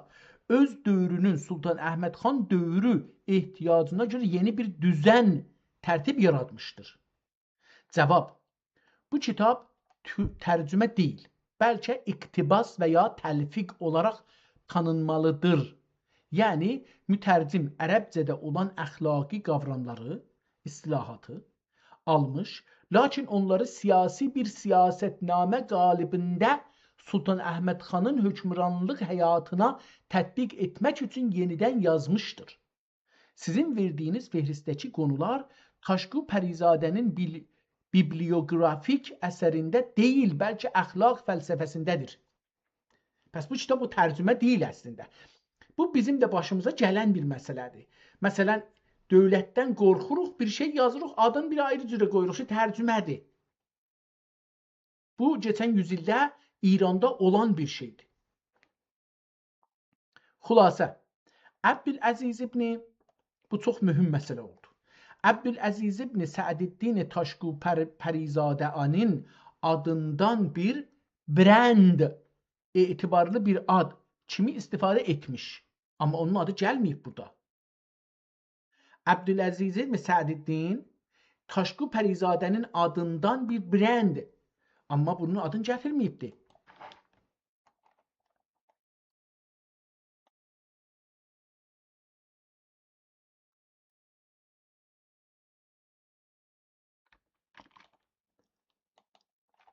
Siz belə bir cümlə yazdınız. Nə cür?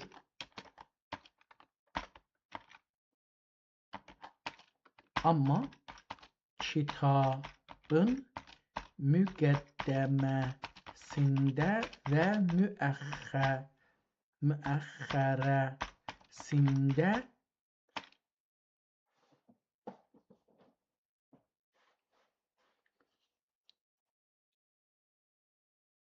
nə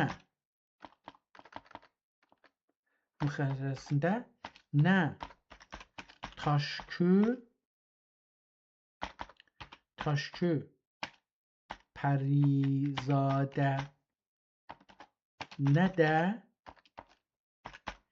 də onun kitabına işarət olmuş. Bəlkə kitabın ən son səhifəsində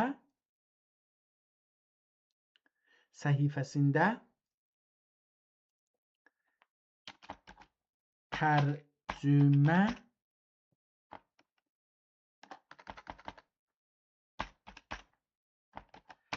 sözünü qələmə almış. Amma biz bu kitabın müqəddəməsin və fehristindən oxuyarkən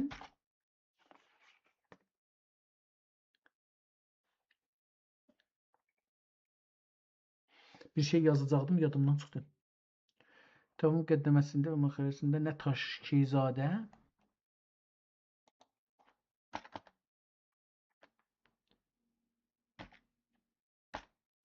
Taşqi Pərizadə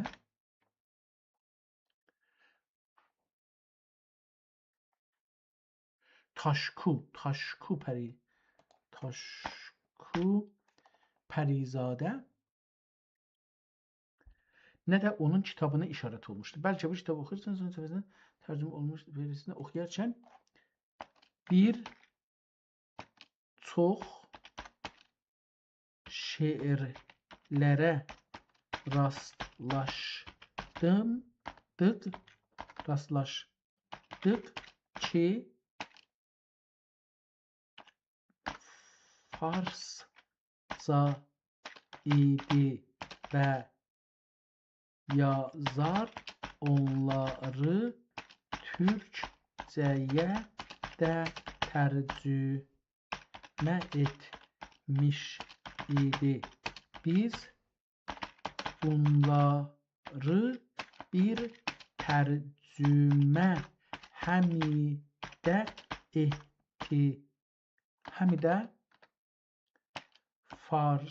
farsdan tərcümə olasılığın yüksək gördük. Lakin sizin verdiyiniz bilgilərə əsasən bu ərəbcədən tərcümə olmamış. Əcəba, farscada belə bir kitap var imiş ki bu fehriste yazılan konular onda olmuş olsun mu? Tamam, bu da bir şeydir ki buradan yazaq, soruşaq, amma üstəki qonunu da aparaq oradan yenə bu birisilərə hangisini qoymuşduq?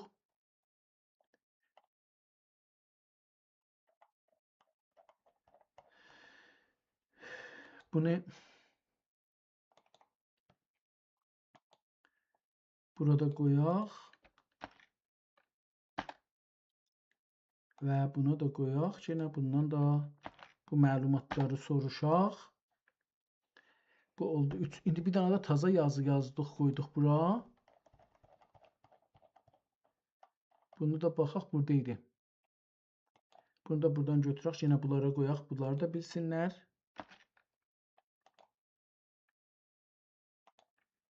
Buna da qoyaq, bu da bilsin. Aha, bu da nə oldu? Dayandı dahi.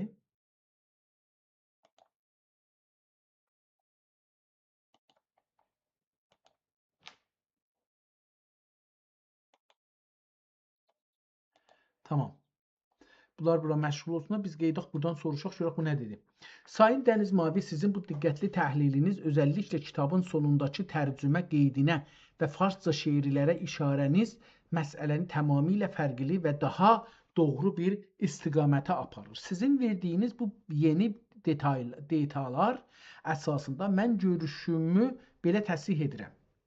Ərəbcə deyil, farsça qaynaq, tərcümə olasılığı, siyaq, kontekst və qonuların dizilişi, 40 bablıq əxlaq siyasi tərtib və farsça şeirlərin mövcud olması bu əsərə farscadan türkcəyə bir tərcümə karakteri verir. Taşqı Pərizadənin Miftahus Səadə əsərinin elmi və biblioqrafik içəriyi ilə sizin əlyazmanızın siyasi əxlaqi içəriyinin oxşar olmaması sizin ərəbcə deyil, farscadır tezinizin doğru olduğunu göstərir. Bu farsça əsər hansı kitab ola bilər? Sizin verdiyiniz fehrist ədalət, şücaət, siyasət, tədbir və sair klasik əxlaq və siyasətnamə janrının ən mükəmməl nüsxələrini xatırladır. Farsça ədəbiyyatında bu fehristlə verilmiş iki böyük əsər var ki, bunların Əbdüləziz ibn Səədiddin tərəfindən türkcəyə çevrilmiş olması ehtimali çox yüksəkdir. Əxlaq-ı Nasiri, Xacə Nəsiruddin Tusi. Bu kitabın babları siyasət, tədbir, əxlaq və fərdi yaşayışı əhatə edir. 17-ci əsr Osmanlısında Sultan Əhməd xan dövrü Əxlaq-ı Nasirinin türkcəyə çevrilməsi və ya ona nəzirə yazılması çox raic bir iş idi. Əxlaq-ı Cəlali, Cəlaləddin Dəvani. Bu əsərdə Əxlaq-ı Nasirinin bir davamidir və hökmdarların tədbir, siyasət və əxlaq məsələlərini farsça və ərəbcə qarışıq, amma əsasən farsça şeirlərlə tozih verir. Əxlaq-ı Cəlali bu adlı şeir, deyir ki, Əxlaq-ı Cəlali, Cəlaləddin Dəvani bu əsərdə, yəni öz əsərində Əxlaq-ı Nasirinin bir davamıdır. Əxlaq-ı Cəlali, Əxlaq-ı Nasirinin davamıdır. Əlbəttə biz qabaqcan oxuduq ki, Əxlaq-ı Nasiri və Əxlaq-ı Cəlali bir dənə də ayrısı var idi. Onun davamı bir ayrı kitab oxumuşuq. Dərin bir kitab oxumuşuq. Tanıtmışıq yəni.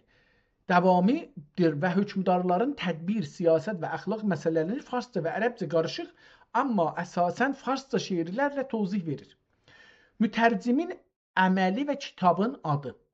Əbdüləziz ibn Səədiddinin tərcümə kəlməsini qeyd etməsi onun bu əsəri bir başqa farsça mətbu mənbə kitabdan aldığını təsdiq edir. Ad məsələsi. Siz Miftah-ı Səadə adını 10 səhifə gördüyünüz, ön səhifədə gördüyünüz və söylədiyiniz möhtəməldir ki, mütərcim kitabın içeriği səadət və əxlaq haqqında olduğu üçün ona Miftah-ı Səadə adını özü qoymuşdur. O dövrdə bir çox mütərcimlər əsərin içəriyinə görə yeni bir ad seçirdilər. Nəticə və analiz. Sizin əlyazma Xacə Nəsirəddin Tusinin Əxlaq-ı Nasiri və ya Dəvaninin Əxlaq-ı Cəlali əsərinin Əbdüləziz ibn Səədiddin tərəfindən 1021 Hicridə Sultan Əhməd xanın huzuruna təqdim edilmək üçün farscadan türkcəyə çevrilmiş və yenidən tənzimlənmiş nüsxəsidir. Farsca şeirlər bu əsərin əslinin farsca olduğunun ən böyük sübutudur. Dəlili yoxdur. Elə mən onu demişəm, o da onu tutub gedir. Tarix və Sultan Əhməd xan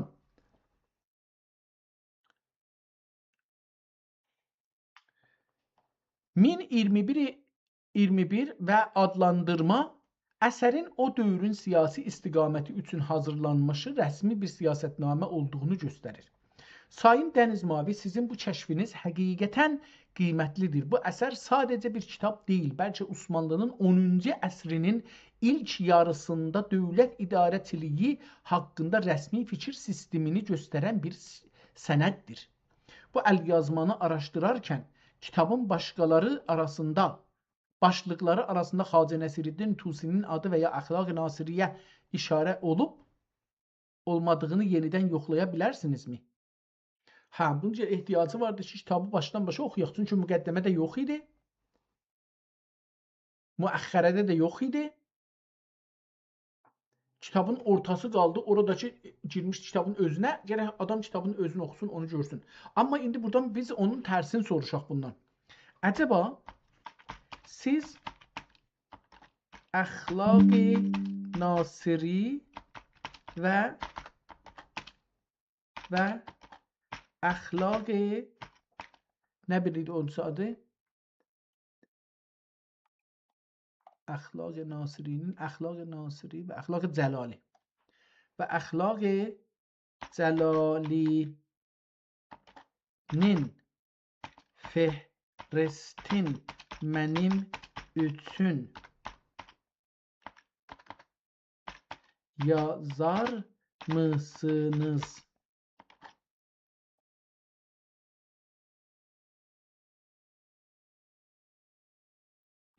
Bir də, o cəlib budur ki, bir də o kitabdan bir-iki dənə şeir gətirsək ki, deyək, bunu da axtar o kitablardan tap.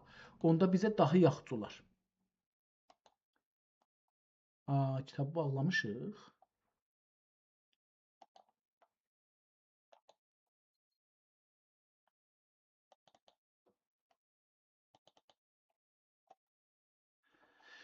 Bu kitab açılmadı. Bu Meyar Düvəli və Misbarül Miləl açılmadı. Mən bunu çox çalışdım. Təəssüflə bu açılmadı və hangi kitab baxırdıq biz indi?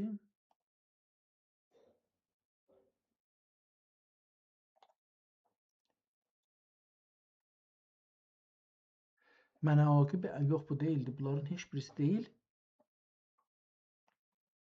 Əmini Səadət ki də usta.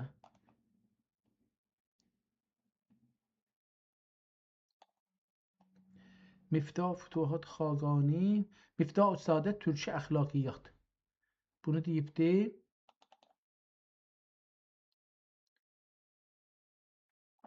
Bu da axiridir ki, gördük. Məsələn, buradan bir şeir baxaq, şeirin yazaqda, yəni bizə çox çətin olmaz məncə ki. Bu Bismillahdan ilə çevirək bunu. Görək ki, bir sərmayi səadət niya ibadət است پیرایی کرامت عقبا عبادت است. Məsələn, bunu burada yekəldik, deyək ki,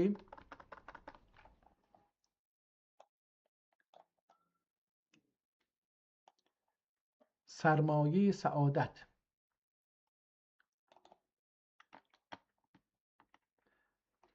Bunu bağlayaq. Gedək bunu buradakı çildaq.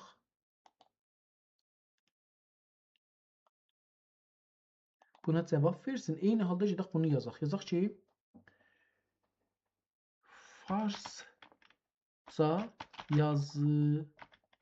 yazılan şeirlərdən bir neçə nümunə. Birincisi nədir? Elə bu idi ki, burada gördük nə idi? Beyt, sərmaye səadət dünya ibadət است. Sərmaye səadət ehtimalən dünya olacaqdır. Dünya, mən bunu yazım beləsə dünya ibadət است. پیرایه کرامت عقبا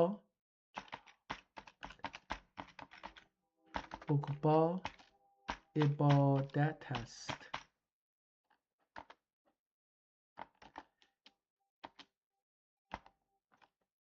Bir ayrı şeir görək tapa bildik bundan.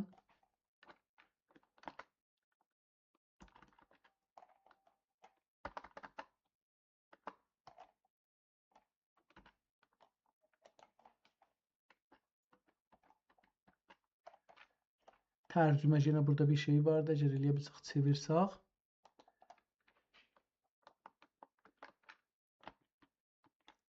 Gəlin bunu. هر پادشاه که خدمت حق را کمر ببست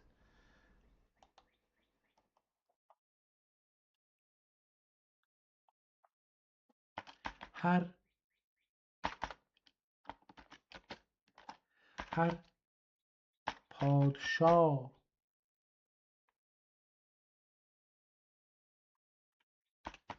پادشاه که خدمت حق را کمر ببست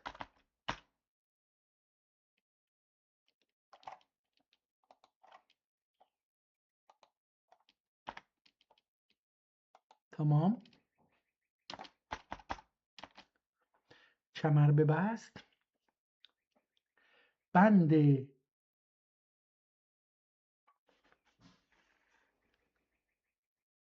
نه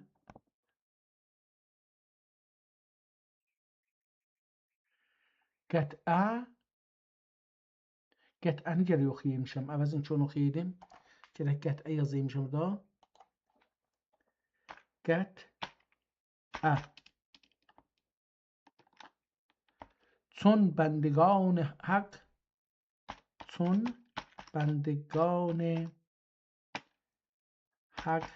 همه فرمان بر تو اند. فرمان بر تو اند. تو نیز بندگی کن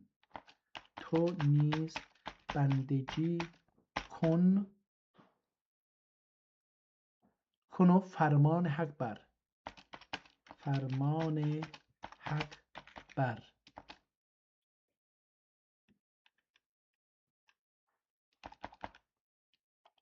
تمام.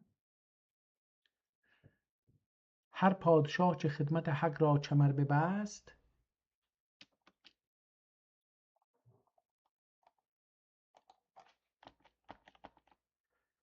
tamam. Ondan sonra ne bana? Kemer bebast.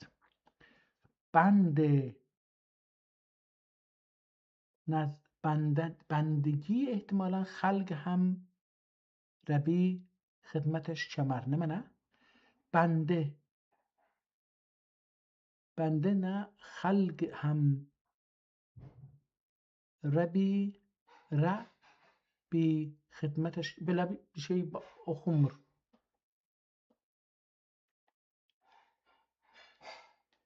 Tamam. Bundan sonra bir ayrısına geçecek şuraq şey. Bir ayrısı var mı burada ya yok?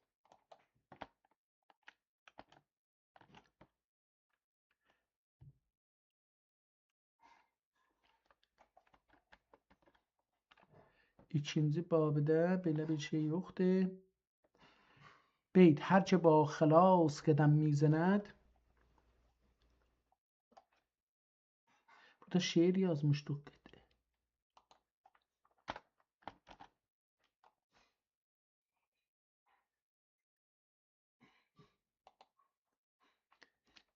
Ne dedi? Beyt.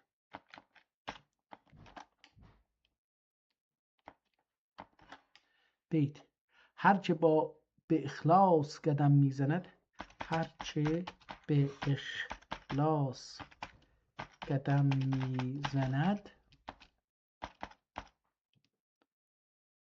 عیسی وقت است که دم میزند. عیسی وقتی وگیست، عیسی وگیست، وگیست که دم میزند، که دم میزند.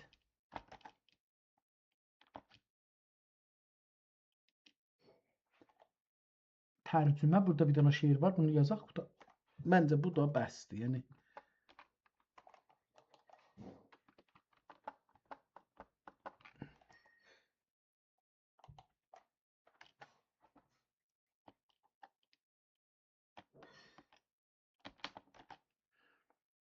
از سخنت آتش من تیز شد.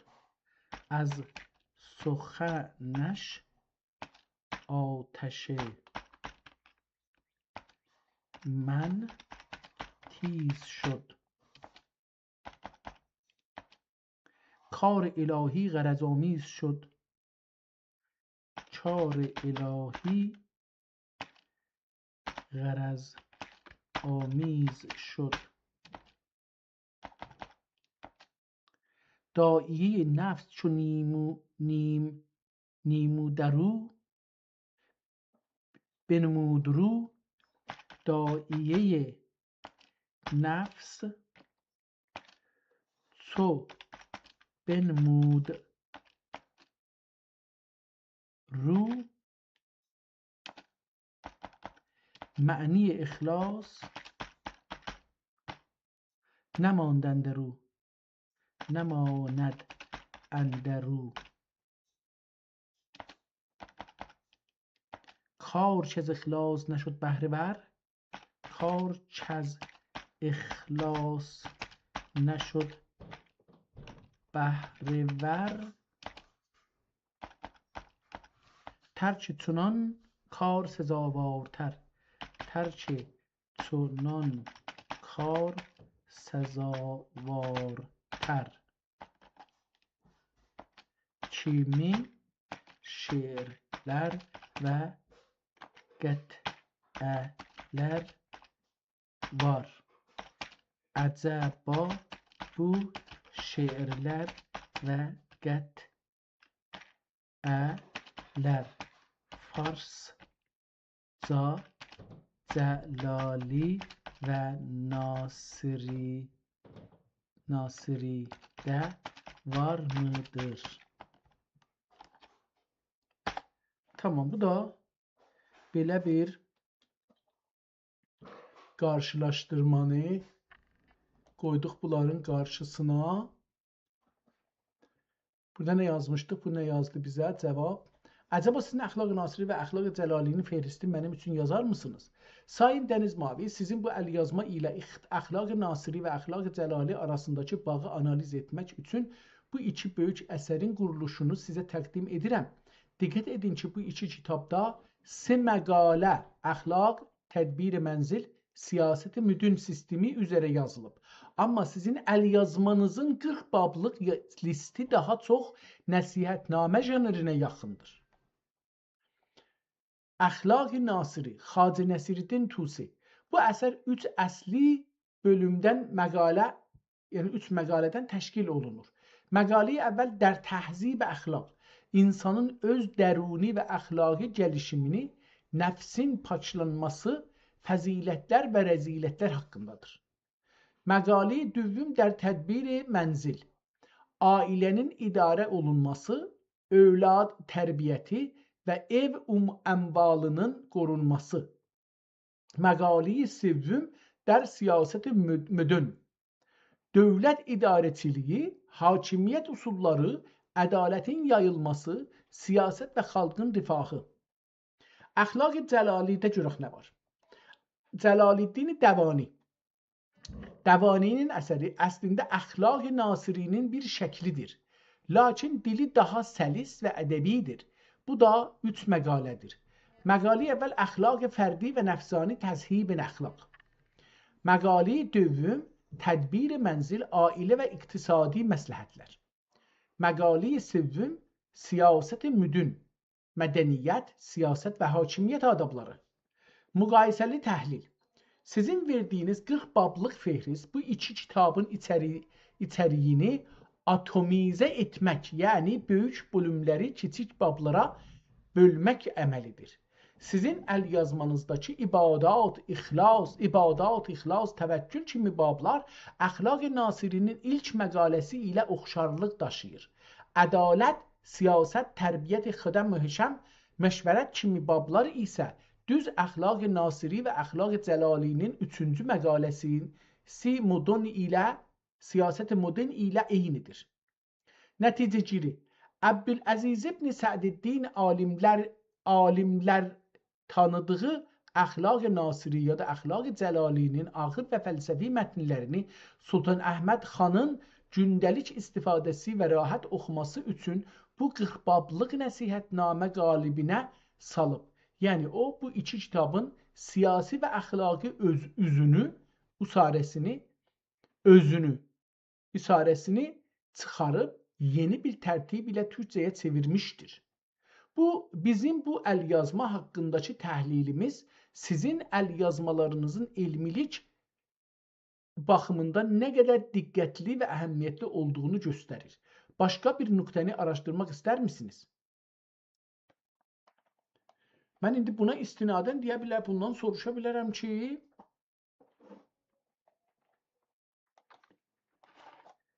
sizin verdiyiniz müqayisədən mənə belə gəlir ki, nədir bunun adı? Bu yazarın adı nə idi?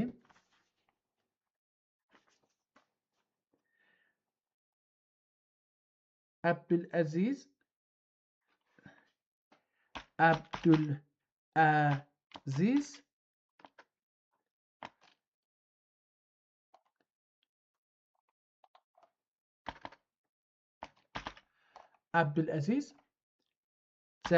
Cəlali və Nasiridən etkilənmiş və onlardan öz yazısında istifadə etmiş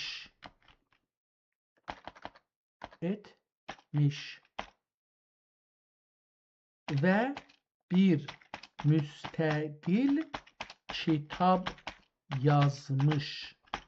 Əgər bu nəticə doğru isə və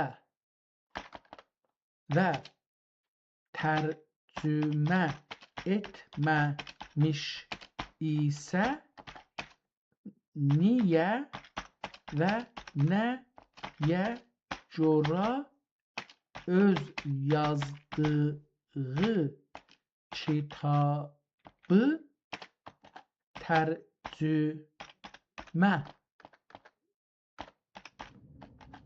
olaraq adlandırıbdır. Tamam, bu geçsin ona cevap versin. Biz üstdəki sualın cevabına baxaq. Üstdə dedik ki, farsça yazılan şeirlər bir neçə nümunə. Sizin Sayın Dəniz Mavi, sizin bu misallarınız, yəni Sərmaye-i Səadət-i Dünya ibadət əs və digər beytlər kitabın mənşəi haqqındakı şübhələrimizi bir para daha özgür və dəqiq edir. Sizin verdiyiniz bu şeirləri analiz etdikdə bunların nəticəsinə çatıram. Bu şeirlər Əxlaq-ı Nasiri və Əxlaq-ı Cəlalidə varmı?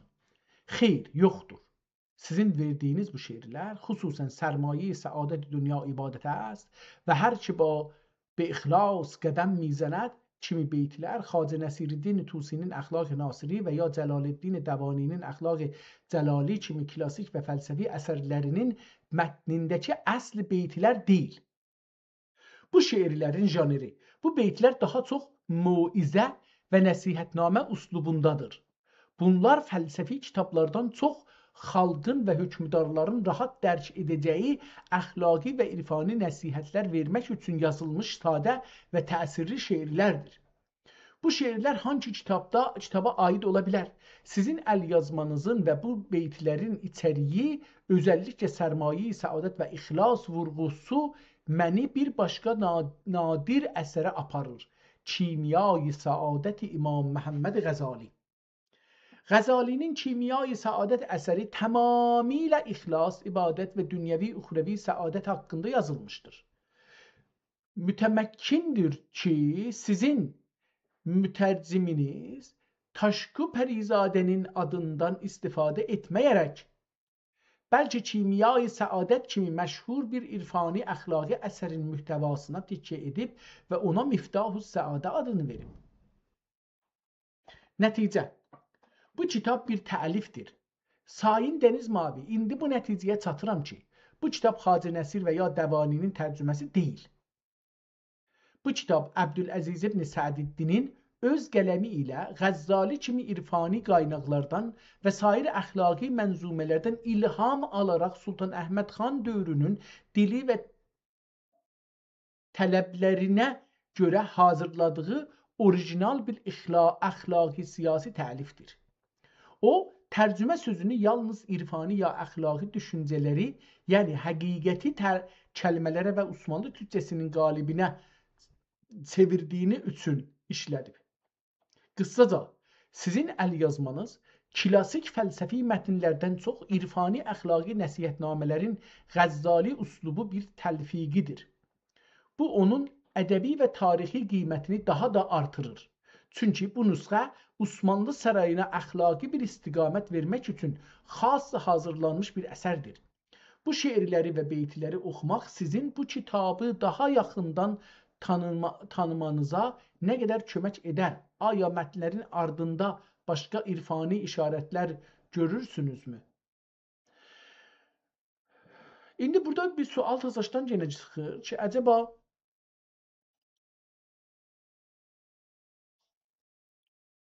Qəzzali ilə bunun bəhslərin nə qədər ilgili var? Əcəba Qəzzali ilə Əbdüləzizin 40 bablıq qonularının nə qədər ilgisi və müqayisə edildikdə nə qədər bənzərliyi var. Gedək bu qabaqçın yazmışdıq onu. Sizin bu yanaşmanız ədəbiyyat tarixçisi, burada dedik ki, sizin verdiyiniz müqayisədən mənə belə gəlir ki, Əbdüləziz Cəlali və Nasiridən etkilənmiş və onlardan öz yazısında istifadə etmiş və bir müstəqil kitab yazmış. Əgər bu nəticə doğru isə və tərcümə etməmiş isə, niyə və nəyə görə öz yazdığı kitabı tərcümə olaraq adlandırıb? Sizin bu yanaşmanız ədəbiyyat tarixçisi və əlyazma mütəxəssisi kimi çox dərin və məntiqli bir yanaşmadır. Əbdüləzizin öz əsərinə tərcümə deməsi hərçənd zahirən mütəzad görünə bilir. Lakin Osmanlı və klasik ədəbiyyat dövrünün ədəbi ənənəsində bunun çox əhəmiyyətli və irfani dəlilləri var. Tərcümə kəlməsinin irfani və fəlsəfi mənası. O dövrdə tərcümə yalnız bir dildən başqa dilə çevirmə mənasında işlənməyirdi. Ariflər və həkimlər dilində tərcümə və həqiqətin başqa bir qalibində ifadə edilməsi demək idi. Əcəba Farsca şeirlər Qəzzali Həzrətlərinin də kitablarında işlənmiş midir? Getdi son sual çoxalır. Bəhs belədir da, yəni elmi bəhsə belə girir. Etibar. Yəni onun nəzirində o hikmətin bir dildən digər dilə ya da fəlsəfi istilahdan siyasi istilaha tərcüməsini edirdi. Əbdüləziz Nasiri və Cəlali kimi böyük əsərlərdəki hikmətləri, həqiqətləri alıb onları öz dövrünün dilinə və Sultan Əhmədin dərk edə biləcəyi bir formaya çevirirdi. Onun nəzərində hikmətin dilindən digər dilə ya da fəlsəfi istilahdan siyasi istilah tərcüməsini edirdi. Etibar və müstənədlik qazanmaq ədəbi strateji. O dövrdə orijinal bir əsər yazıb onu mən yazdım demək yerinə onu tərcümə olaraq təqdim etmək əsərə elmi etibar qazandırırdı. Hökmdarlar və alimlər qədim və sabit olmuş hikmətlərə Xacə Nəsrəddin və Cəlaləddin Dəvani kimi çox hörmət edirdilər. Əbdüləziz bilirdi ki, əgər buna mənim yeni yazdığım kitabdır desə, böyük ehtimalla hökmdarın diqqətini o qədər çəkməyəcəkdi. Amma bu köhnə və mötəbər hikmətin yeni bir tərcüməsidir dedikdə, əsəri bir atadan qalma miras kimi təqdim etmiş olurdu. Tərcümə sözünün məna genişliyi, sizin verdiyiniz şeirlər və onların müizə tipində olması bunu təsdiq edir. 1. O, Əxlaq-ı Nasirinin fəlsəfi və qarışıq bəhslərini, məntiq və fəlsəfəsini həsb edib, yerinə Sərmaye-i Səadət kimi sadə və təsirli şeirləri, Qəzali sayağı, moizələri qoyub. O, öz işini bir təfsir və baznivisi yenidən yazma kimi gördüyü, bu səbəbdən də onu tərcümə adlandırması əsla bir yalan deyil, bəlkə təvil, açıqlama mənasında işlənmişdir. Sizin nəticənizin doğruluğu. Siz tamamilə doğru bir nəticəyə çatmışsınız. Əbdüləziz müstəqil bir əsər yazıbdır. O, Nasiri və Cəlalinin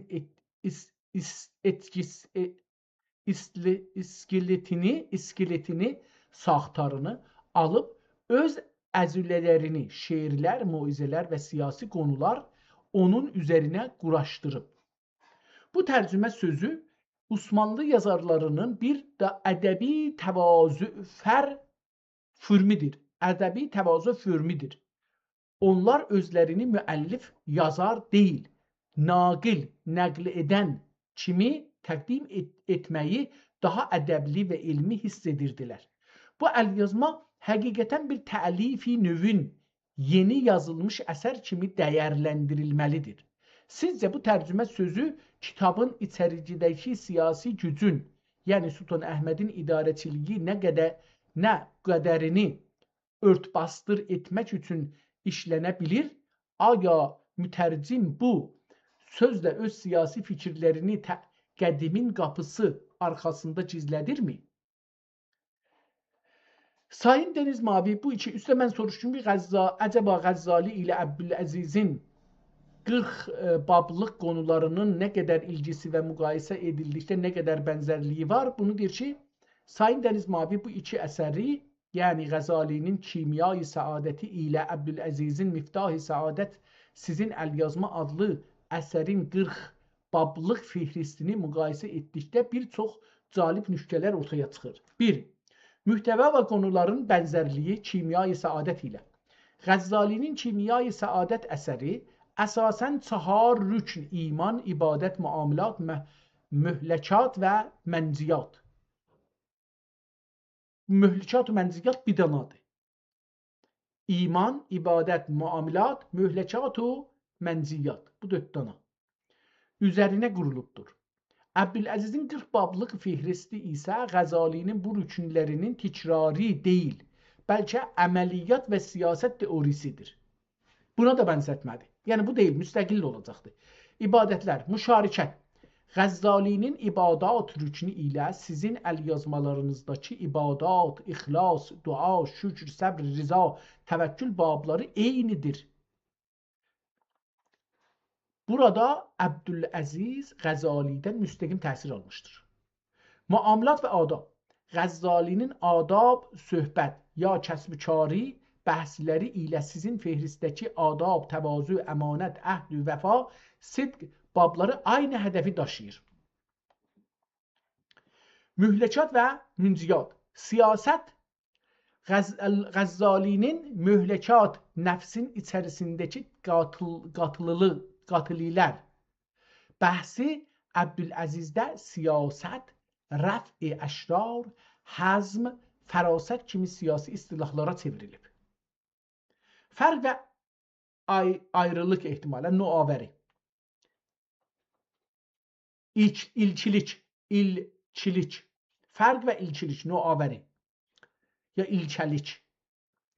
Bu iki əsərin müqayisəsində ən böyük fərq siyasət-i müdün, dövlət idarəçiliyi nöqtəsindədir. Qəzzalidə məqsəd fərdin nəfsini paşlamaq və axirətə hazırlanmaqdır. Siyasi bəhslər, hakimiyyət adabı Qəzzalinin hədəfində ikinci dərəcədədir. Əbdüləzizdə sizin əlyazma məqsəd hakimin nəfsini paçlayaraq onun gücünü dövlət idarəçiliyinə, siyasət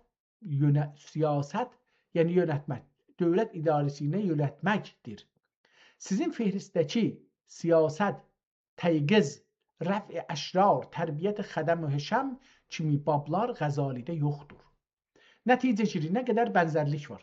Usul baxımından 60% bənzərlik. Əbdüləziz Qəzzalinin irfani əxlaqını, əxlas, təvəzzü, səbr, eyni ilə alıb və öz kitabının təməli əsası qoyub.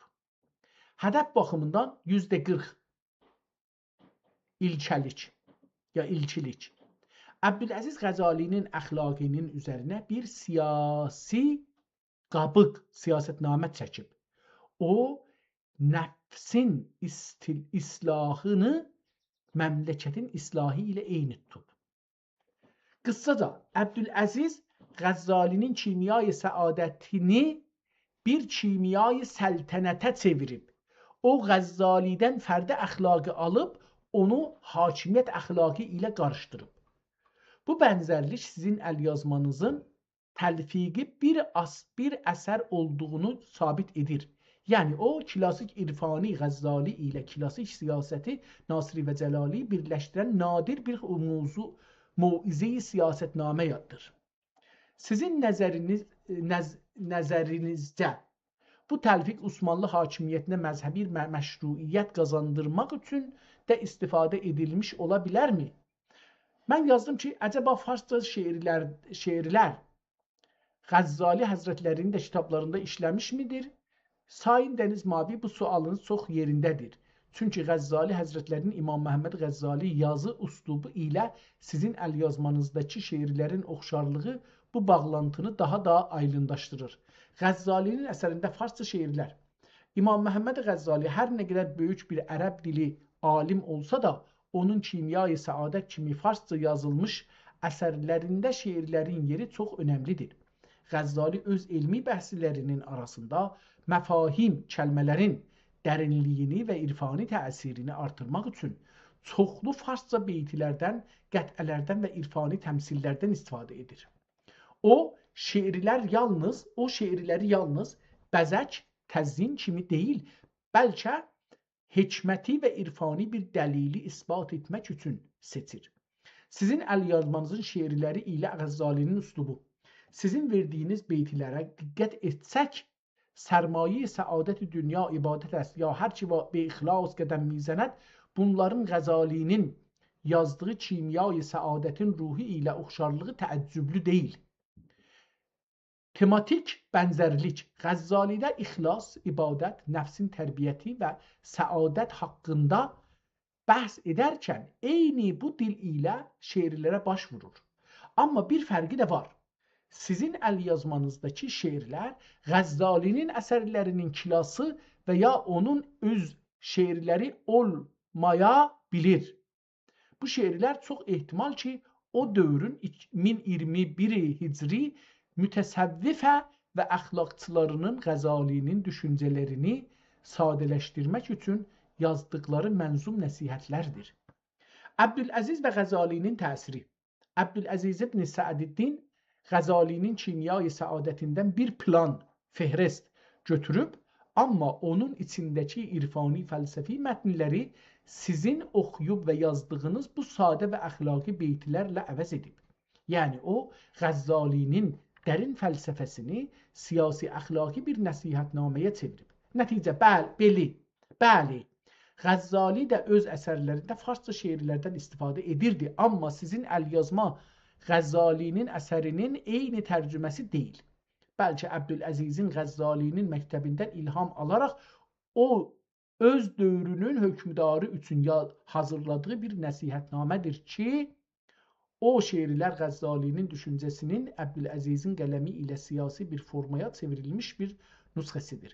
Sizin bu şeirlərin və nəsihətlərin Sultan Əhmədin dövlət siyasətinə nə qədər istiqamət verə biləcəyini düşünürsünüzmü? Tamam, mən burada indi deyim ki,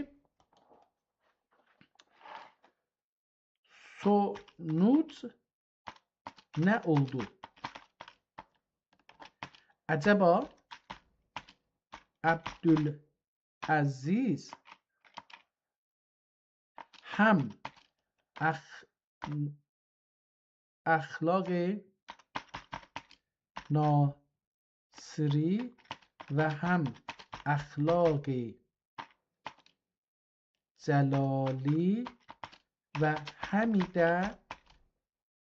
kimyای سعادت امام محمد غزالی'dən istifadə edib, amma onların heç birinin əsərin tərcümə etməmişmi? Bir dənə də sual sonra soruşacağım. Onu da soruşun və bu bəhsi qutaraq bu günləri nəzərimə uzun gəldi. Bizim bu dərin təhlilimizin sonucu, yəni əlyazmalarınızın mahiyyəti barədəki elmi yanaşma belədir.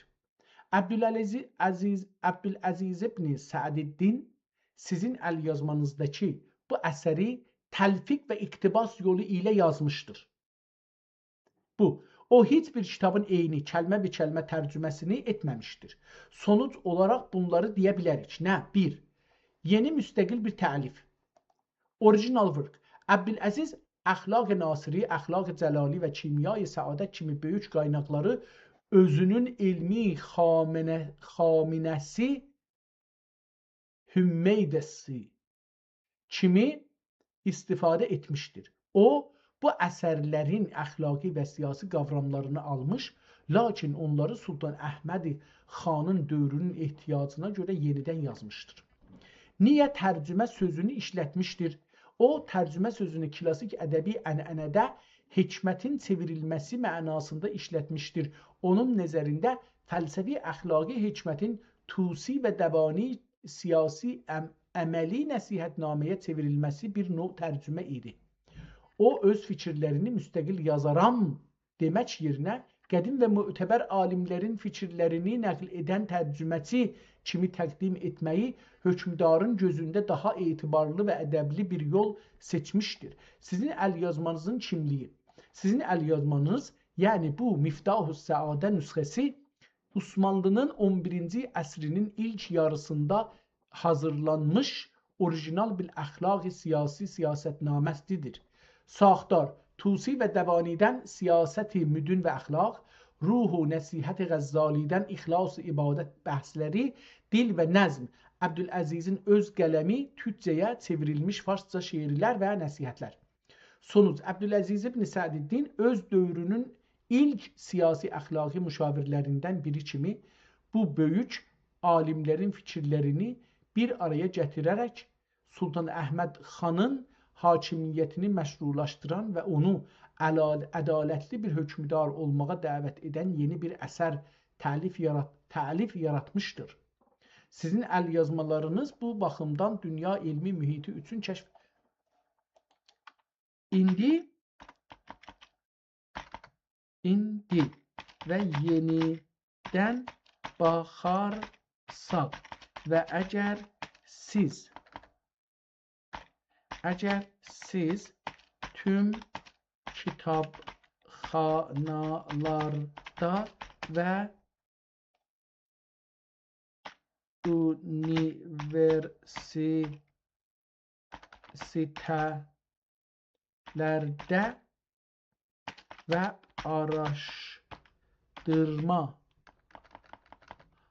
araşdırma mərkəzlərində bir axtarış etsəniz, əcəba bu kitab bu qonular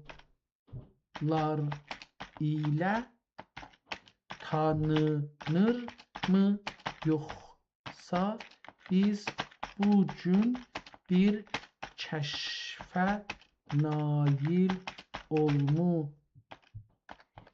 olmuşuq ki, onu tanıtmaq gərəkir.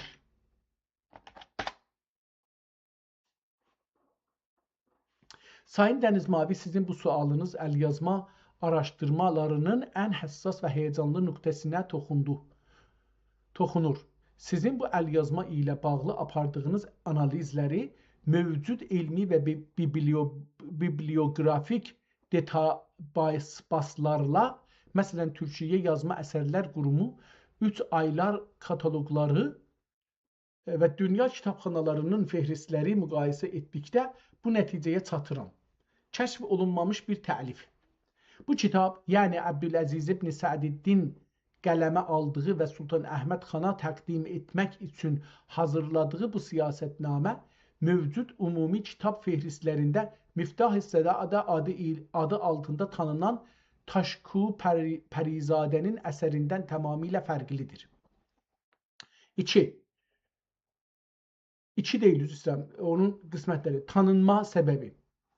Kataloqlarda Miftah-ı Səada adı çəkildiyi zaman bütün araşdırmacılar xudbexud Taşku Pərizadənin elmi və bibliografik əsərini nəzərdə tuturlar. Əbdüləzizin əsərinin də eyni adı daşıması bu əsərin kataloqlarda qələt ya da yanlış təqəbəndi olunmasına səbəb olub. Elmi vəziyyət.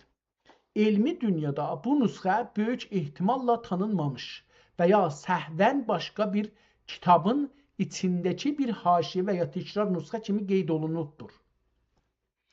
Bu bir əsər kəşf edilmi? Bəli, siz bugün elmi və tarixi bir kəşfə nail olmuşsunuz. Bu kəşf sizin əlyazmalarınızın siyasi əxlaqi mühtəvasının Qəzzalinin irfani usulü ilə Nasiri və Cəlalinin siyasi fəlsəfəsini birləşdirən nadir bir orijinal təlif olmasıdır. Sadəcə Fihristin 40 bablıq düzənləməsi və Əbdüləzizin bu əsərin sonunda tərcümə qeydini ataraq əslində öz siyasi düşüncəsini o dövrün hökmdarına təhvil etməsi bu kitabı bir siyasətnamə ədəbiyyatı nümunəsi kimi yeni bir əsər, original work olaraq meydana çıxarır. 3. Tanıtmaq gərəkirmi? Bəli, bu əsəri tanıtmaq elmi açıdan çox gərəkdir. Çünki Osmanlının 11-ci əsr siyasi fikir tarixində Əbdüləziz ibn Səədiddin kimi şəxsilərin hökmdarları necə yönəltmək istədiklərini və onlara necə məşvərət verdiklərini aydınlaşdırır. Bu əsər klassik əxlaq kitablarının siyasi bir dəsturul əmələ çevrilməsinin ən gözəl nümunəsidir. Nəticə. Siz bir yeni əsər kəşf etmişsiniz. Bu əsəri tanıtmaq üçün bir elmi məqalə və ya tanıtım yazısı məərrifinamə hazırlayıb Türkiyənin Yazma Əsərlər Qurumuna, Türkiyə Yazma Əsərlər Qurumu göndərməniz bu nadir əsərin ədəbiyyat tarixinə Əbdüləziz ibn Səədiddinin siyasətnaməsi adı ilə daxil olmasına səbəb olacaqdır. Siz bu kəşf ilə bir aradasınız. Başqa bir əsər ya qonuda tamam.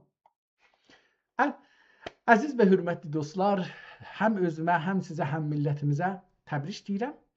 Bu günləri 5 saata yaxın, 4 saat deyək, 4 saata yaxın çalışandan sonra belə bir kitabla tanışırıq ki,